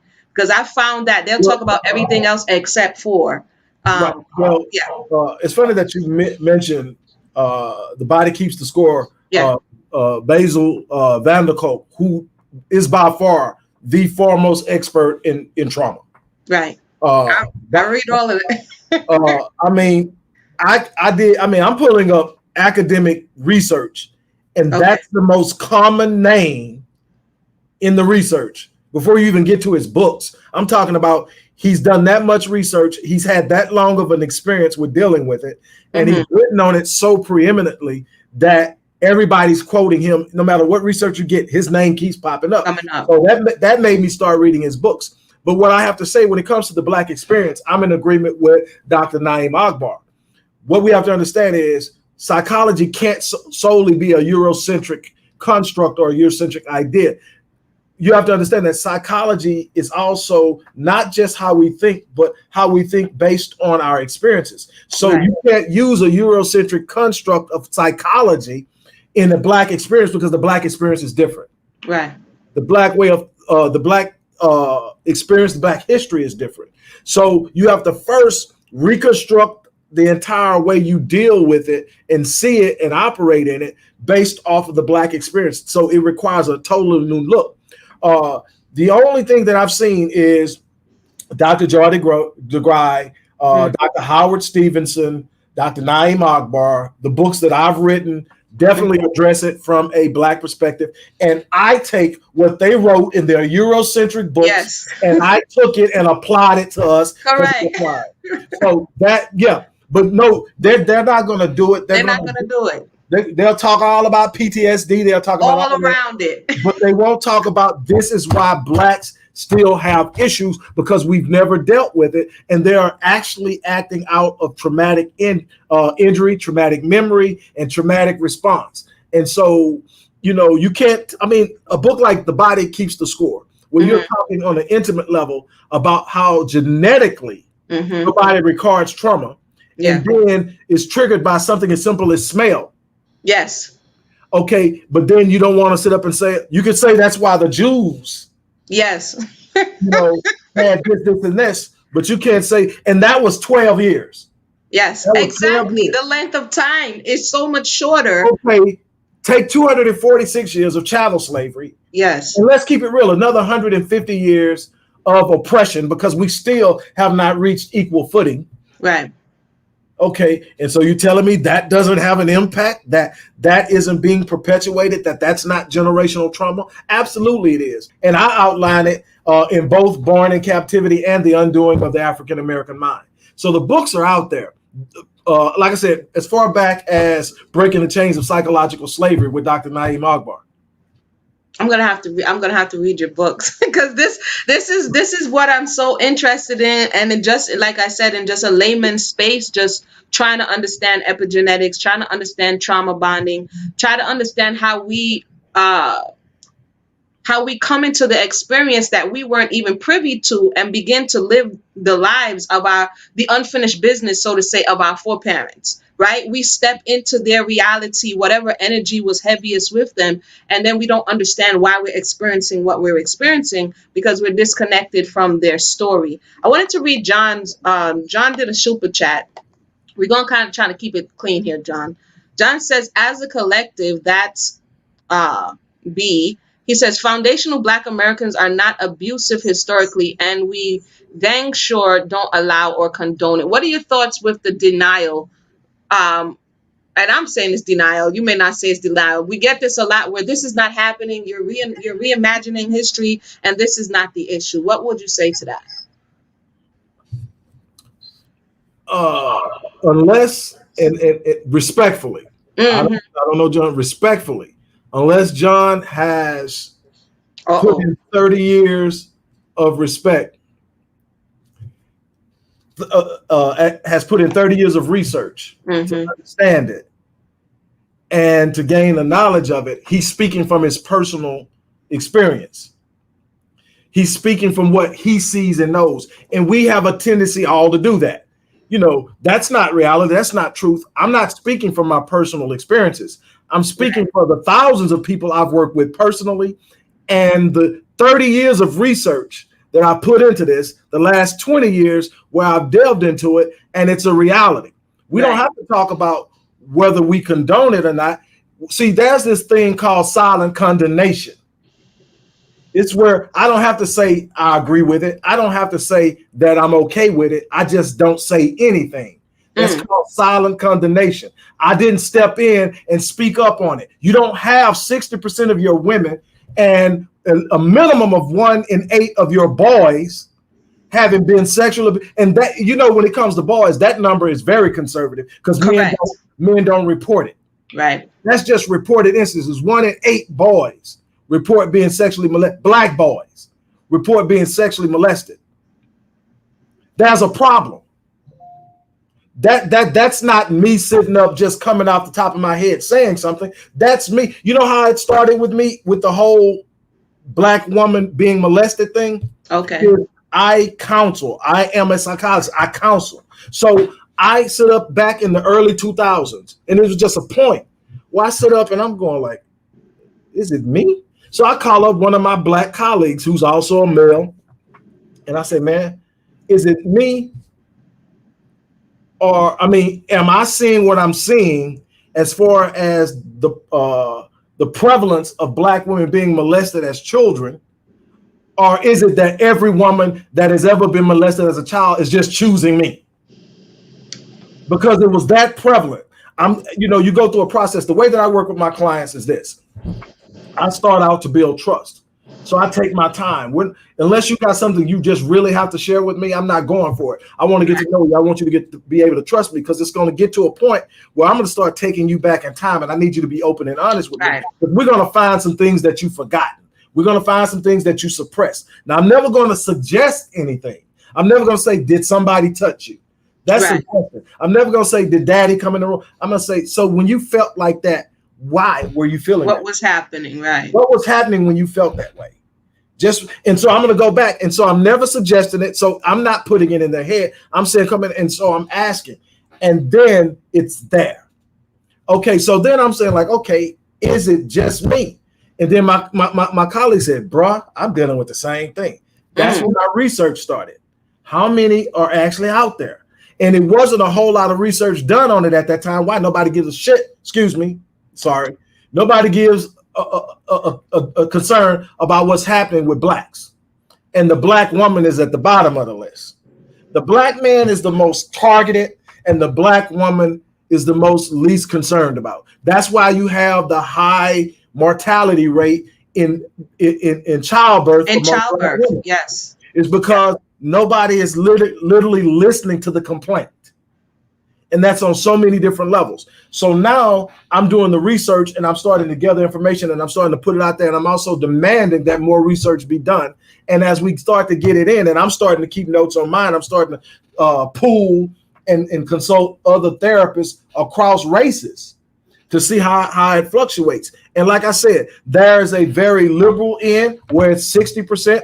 And on the conservative end, 40%, 40+%. So we're saying if we just really say the 60% is BS, 40%, that's almost half of your women that are saying that this is happening to them.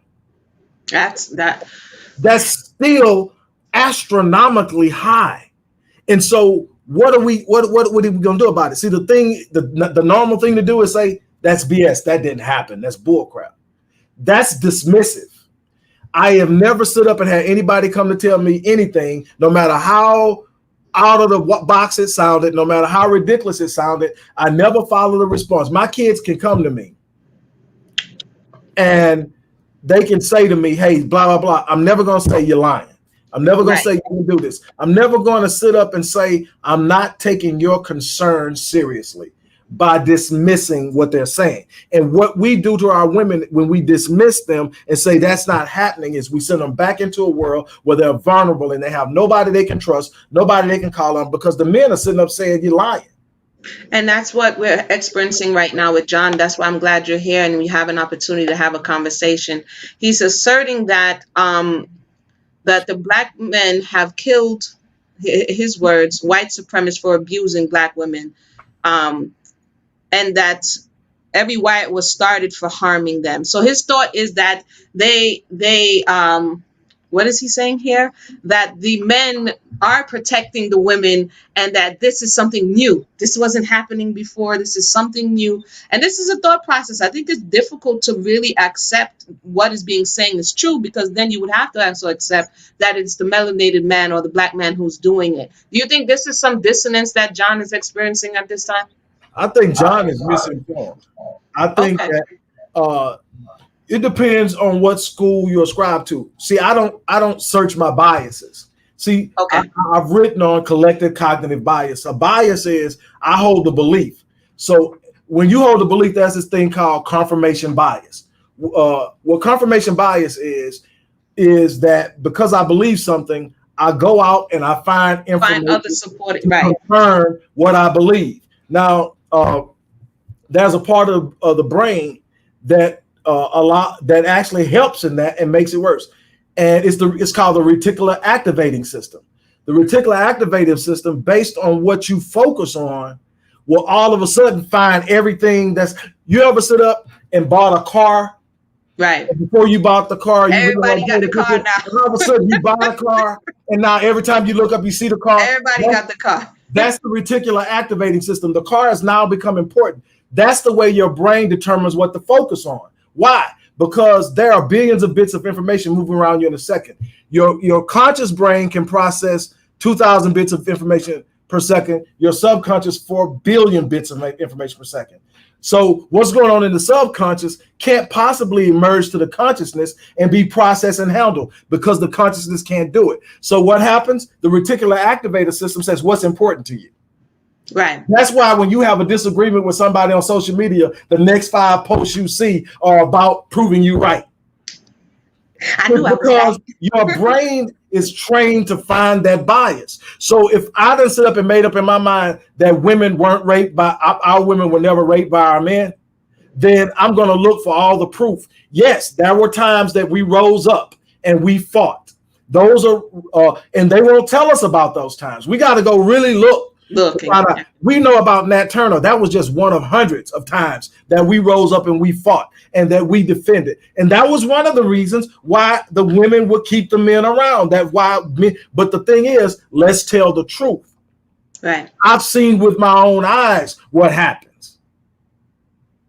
Now, what happens though is when I go out to do research, as a rule in science, I cannot serve my bias. So what I actually do in my research, which is my approach to research, every scientist has their own way of doing it, is I go out, I take what I believe to be true, and I spend the first half of my research trying to prove myself wrong. Disprove it, right? Right. I think they call it Iron Manning or strong, something to that effect. Right. Okay. So that's the front end approach. I want to find everything that says I'm wrong.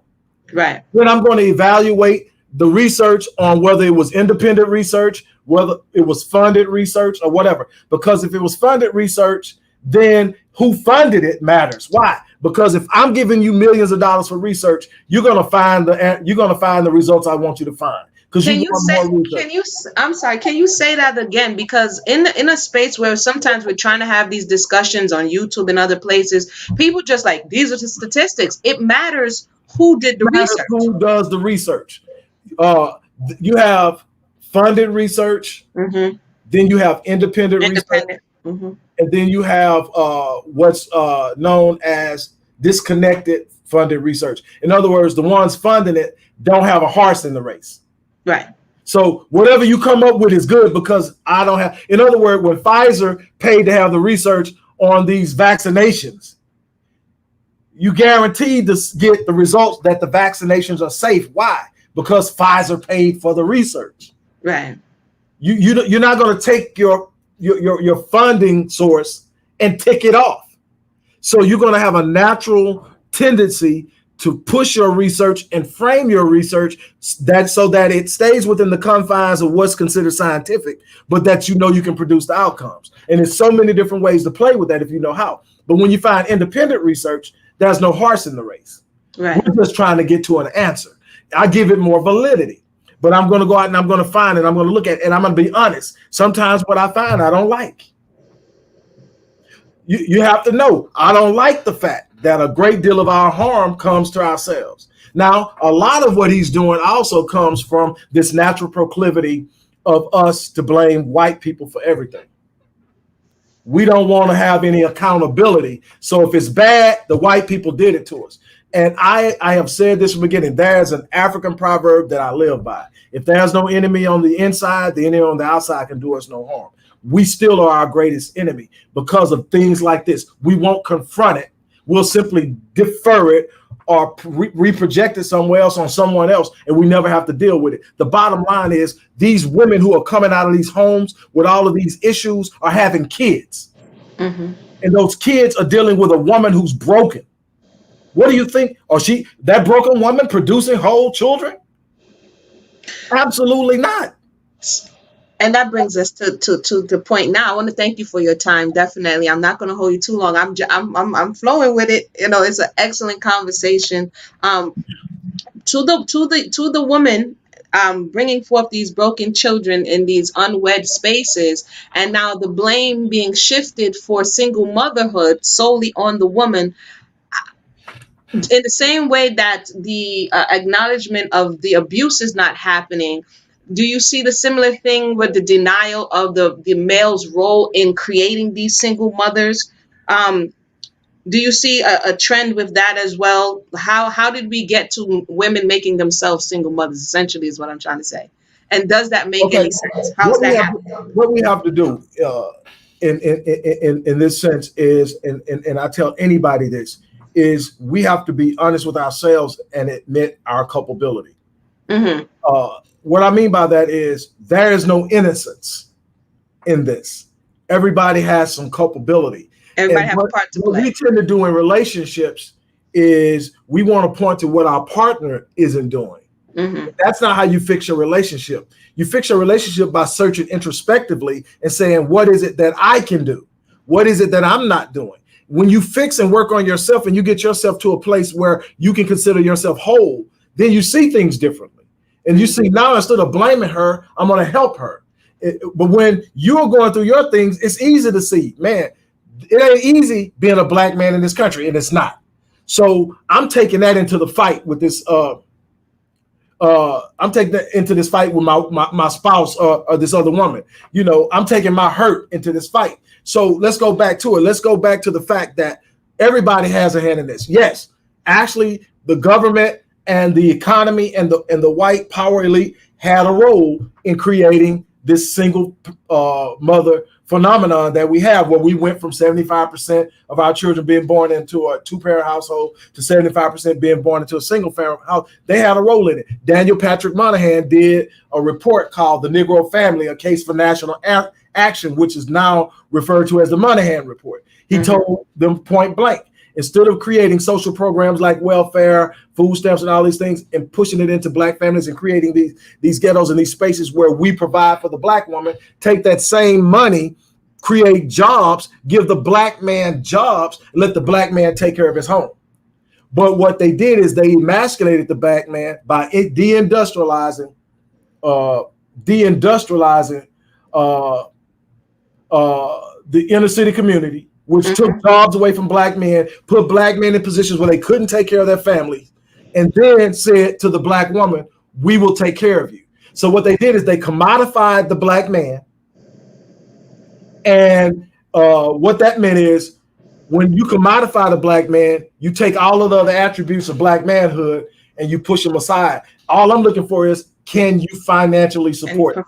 Because they can provide me with a roof through Section 8. They can provide me with food through food stamps. They can provide me with check. They will provide me Medicare where I can get whatever kind of healthcare treatment I need. They're providing out. Can you do that? So what happens is, to stop being about the man being a protector. It stopped being about the man being a disciplinarian. It stopped being about the man being the masculine force in the home. And it started being about, can you pay the bills? And then in the instances where it couldn't be, that started to be a divide. But to answer the question, I tell men all the time, we still had to accept it and step out of the way. Yes, some women move for it, but I still believe you have to fight for something. So in essence, we both failed. The Black woman bit the cookie and fell for the okie doke, and the Black man's pride allowed him to step back, because the feeling of feeling helpless, hopeless, and unneeded pushed a lot of men back. There's one little thing that Moynihan points out in his report. At a time when I grew up, all the business and stuff was done at the kitchen table, which was in the kitchen. There wasn't no such thing as dining rooms in our homes way back when. The table was in the kitchen. That's where all the business was done. Well, when women started filing for this support, it wasn't initially a rule that said the Black man couldn't be there. That's not how it started. How it started was the Black man couldn't make ends meet because they were you got to think, that was a time that the Black man could get a job in Detroit at one of the automakers and make a living that he could very well support his family on his own, and they could live comfortably.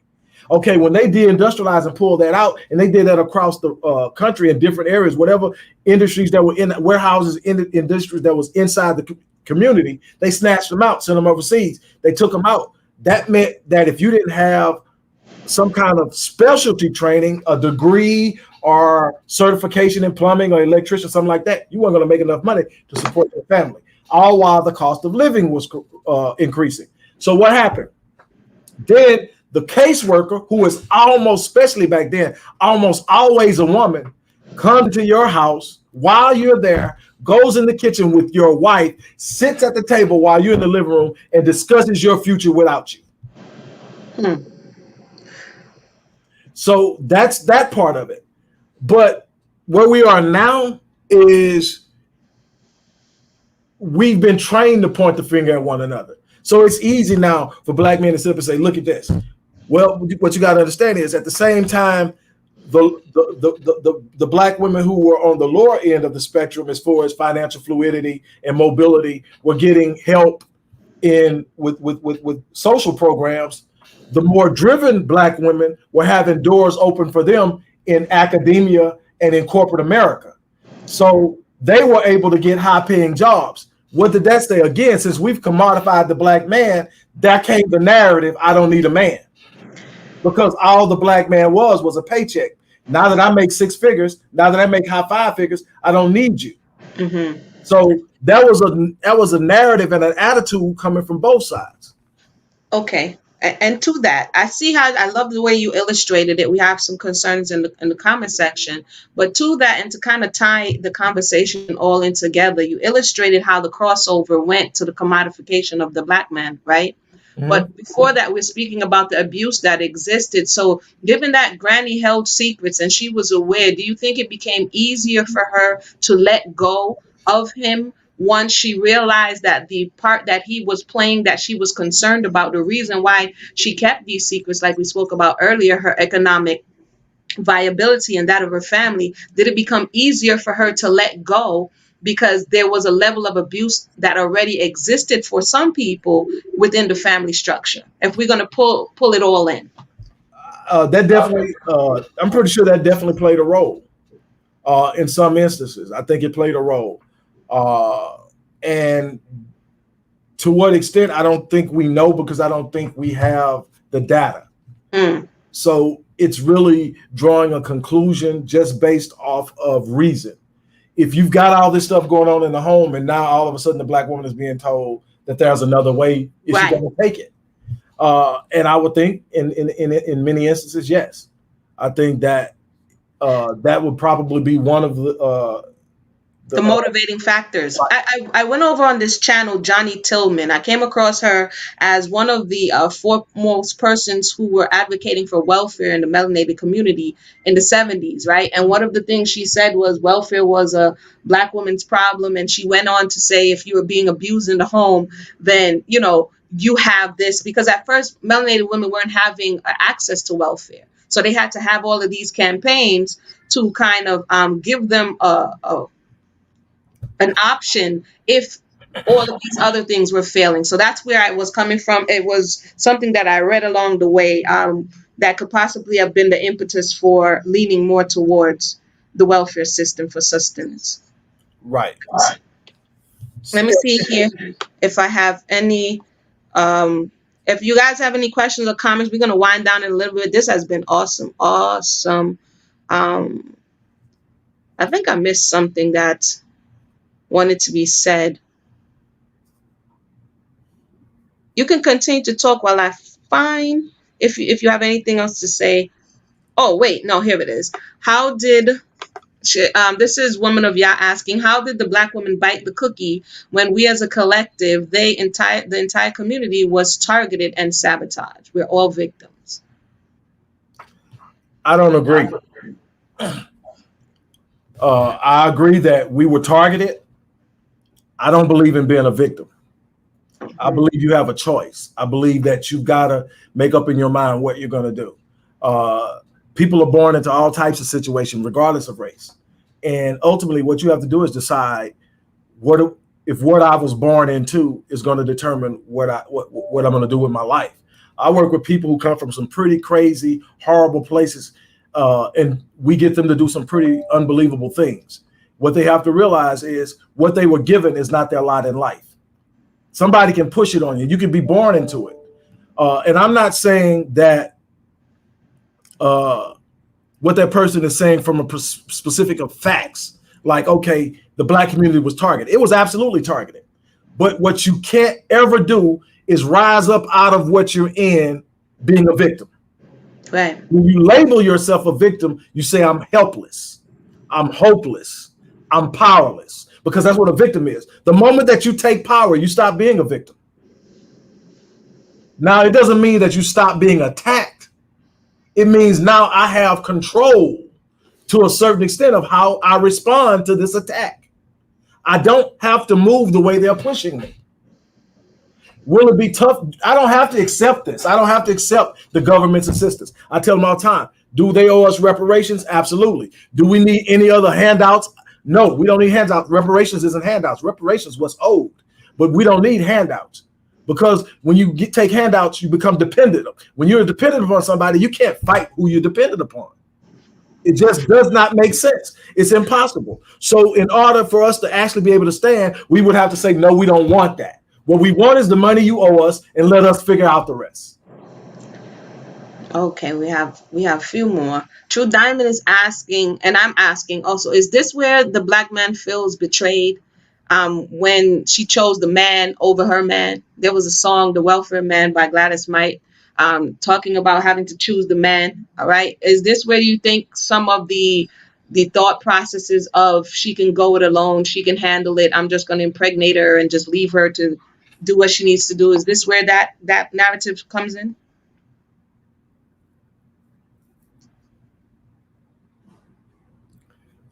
Say it again. The comment was, that's where the black man felt betrayed, talking about, well, the welfare comes in. He feels the black woman chose Uncle Sam over her man. If there was abuse already, she would pick that was more comfortable, just human nature. So the question is the point where welfare comes in, the space and time where that divide, I guess, widens between the male and the female. That's a part of it. That's a part of it, and I can understand how the black man would feel betrayed because the black man was targeted. He was. I can understand how he feels betrayed, and I understand how this going. And that's actually a part of the dynamic, was to create that dissension. It wasn't just solely to say I want single parent household. It was to create animosity. It was to create the less likely chance of uniting. And so the grand scheme was so much bigger than single parenting. The grand scheme was, he's your enemy. She hates you. And now every chance they get, they parade the image of the worst version of ourselves in front of us to reinforce the idea of how we feel about one another. And it's done over and over again. You don't get to see the good father doing great. You don't get to see the good husband doing great. That's what had John so upset. Because there are good men out there doing great things. I've seen just last year alone, 2 black men give their life up fighting for a black woman. But guess who they lost their life to? A black man who was going to hurt a black woman. That's the reality, is that there are good stuff, but you're not going to get to see that often. You're going to always get the worst of the worst. This is who you are. And so we sit up and we look. You got the black man looking like, look at that. Why is she wearing that? What is she thinking? She doesn't represent the vast majority of us, brother. And she looking at him. Look at him with his pants sagging. As many as of them out there sagging, they don't represent the majority still. But that's what you get a dose of, is the criminalized man and the welfare supported woman. And so and it drives the narrative. And then all it takes is for one person who has been wronged. Everybody's been wronged by somebody of the other sex if you're old enough. So it doesn't take much to get a person in their feelings about the other sex, especially if someone hasn't come along and actually filled that space in a positive way. It's amazing how when a person comes along, you can just be jilted. You can't stand that. I hate men. I hate women. All of a sudden somebody come along and all of a sudden you starting to feel them. All of a sudden everything's good now. Everything's good. Ooh, man, ain't nothing like a good black man. Ain't nothing like It's amazing how where you're at the moment dictates how you feel and respond to stuff. So we have to keep all of this in mind when we're dealing with it. So in closing, we're gonna wind down. I want to thank everybody for tuning in. This has been an excellent broadcast. I thank Dr. Rick Wallace for coming in. You're welcome to come in at any time. If we can tie this in not necessarily a nice pretty bow, if we can bring all the pieces together and bring it back to Grandma's Secrets, what would you leave the listening audience with at this time as it relates to where we ended up and how it started with Grandma withholding certain pertinent information from us? I think basically what we have to really understand is that we are a work in progress. A part of being a work in progress is acknowledging that work needs to be done. One of the biggest obstacles that I come in contact with dealing with people and helping them achieve astronomical levels in their lives is the belief that they don't need to change. And the admittance of the need to change is uncomfortable because it says I'm not everything that I need to be. And it's hard, it's specifically for men to admit that, to admit there are some things I need to work on. I could be better at something. And so to do that and be put on the spot to do that often creates resistance. With women, the catalyst behind so much of the frustration that we see now is the belief that they're not heard, the belief that their complaints are being dismissed, not believed, not taken seriously. And so they have stood up to fight. And that we got this situation. What we got from Mama's secrets or Grandma's secrets was a huge period of time where we didn't deal with issues that if we would have dealt with them then, we would be in a much stronger position now. Going back to the proverb, the African proverb, if there's no enemy within, the enemy on the outside can do you no harm. It was the enemy within all along that made us vulnerable for those attacks that the young woman talked about, that we were victims, that we were victims because we didn't deal with what was inside that we should have shored up. We should have been so strong and connected. We should have been so ready to love and trust and protect and stick together that wouldn't have ever taken hold. But because they worked it. And what you understand, these mechanisms and machinations of white supremacy are subtle and yet powerful. And they just keep coming. And if you don't have yourself shored up, eventually it'll get into one of those cracks. It'll get into one of those orifices. And before you know it, it's working. And you look up and you are all in it now. And you don't know how you got there. It's because when it was time to really work on self, we didn't. So now what we got to do is we got to work on self. At the same time, most importantly, we got to insulate our babies from the very things that have done damage to us and rear them up in a way that they're holistically educated. And the way that I define holistic education in my writing and in my teaching is the empowerment and the preparation of our youth to grow up into adults that can go out into a world that's inherently hostile towards them and not only compete, but win. It's way beyond academic achievement or academic teaching. It's about life in its totality. They need to be prepared, socialized, and empowered to go out there and know themselves enough to know no matter what you throw at me, you can't stop me. And when they get that mindset, everything that life comes at them, they're not shaken by it. Right now, we're so imbalanced that we get shaken by everything they throw at us. They keep us off balance with the distraction stuff, right? Because we're already so emotionally charged because we're frustrated. So they throw something at us. While we sitting up fussing about this and raising hell and raiding Twitter and Facebook, they over here doing the real harm. That's facts. Yeah. So I would just leave us with the fact that the work has to be done now. Do the work. Can you tell them where you're dispelling an urban legend, an urban myth that there's no Black mental health professionals out there, right? So can you tell them where to find your work, your book, your website, all that lovely good stuff so we can begin to shine light in the darkness? They can find the work that I do in the Black community at the Odyssey Project 21.top. The books, a lot of the books on there. If you want to do the quick search, you can always go to Barnes and Noble and type in Dr. Rick Wallace, and all the books I've written will pop up there. At least most of them, I think all of them, close to all of them, are still in circulation. You can check me out on YouTube at The Black Voice and check out my content there. And also the work I actually do in counseling and helping people is specifically at the Visionetics Institute. And the URL for that is www.rickwallacephd.link. And you can find me at those locations. Thank you so much for coming on. Stay right where you are. Everybody, you don't know this is like a marathon. This is Amuna. I want to thank everybody for joining us. Like, subscribe, and share the video. And we'll be back again to talk more. Everybody have a blessed day. All right.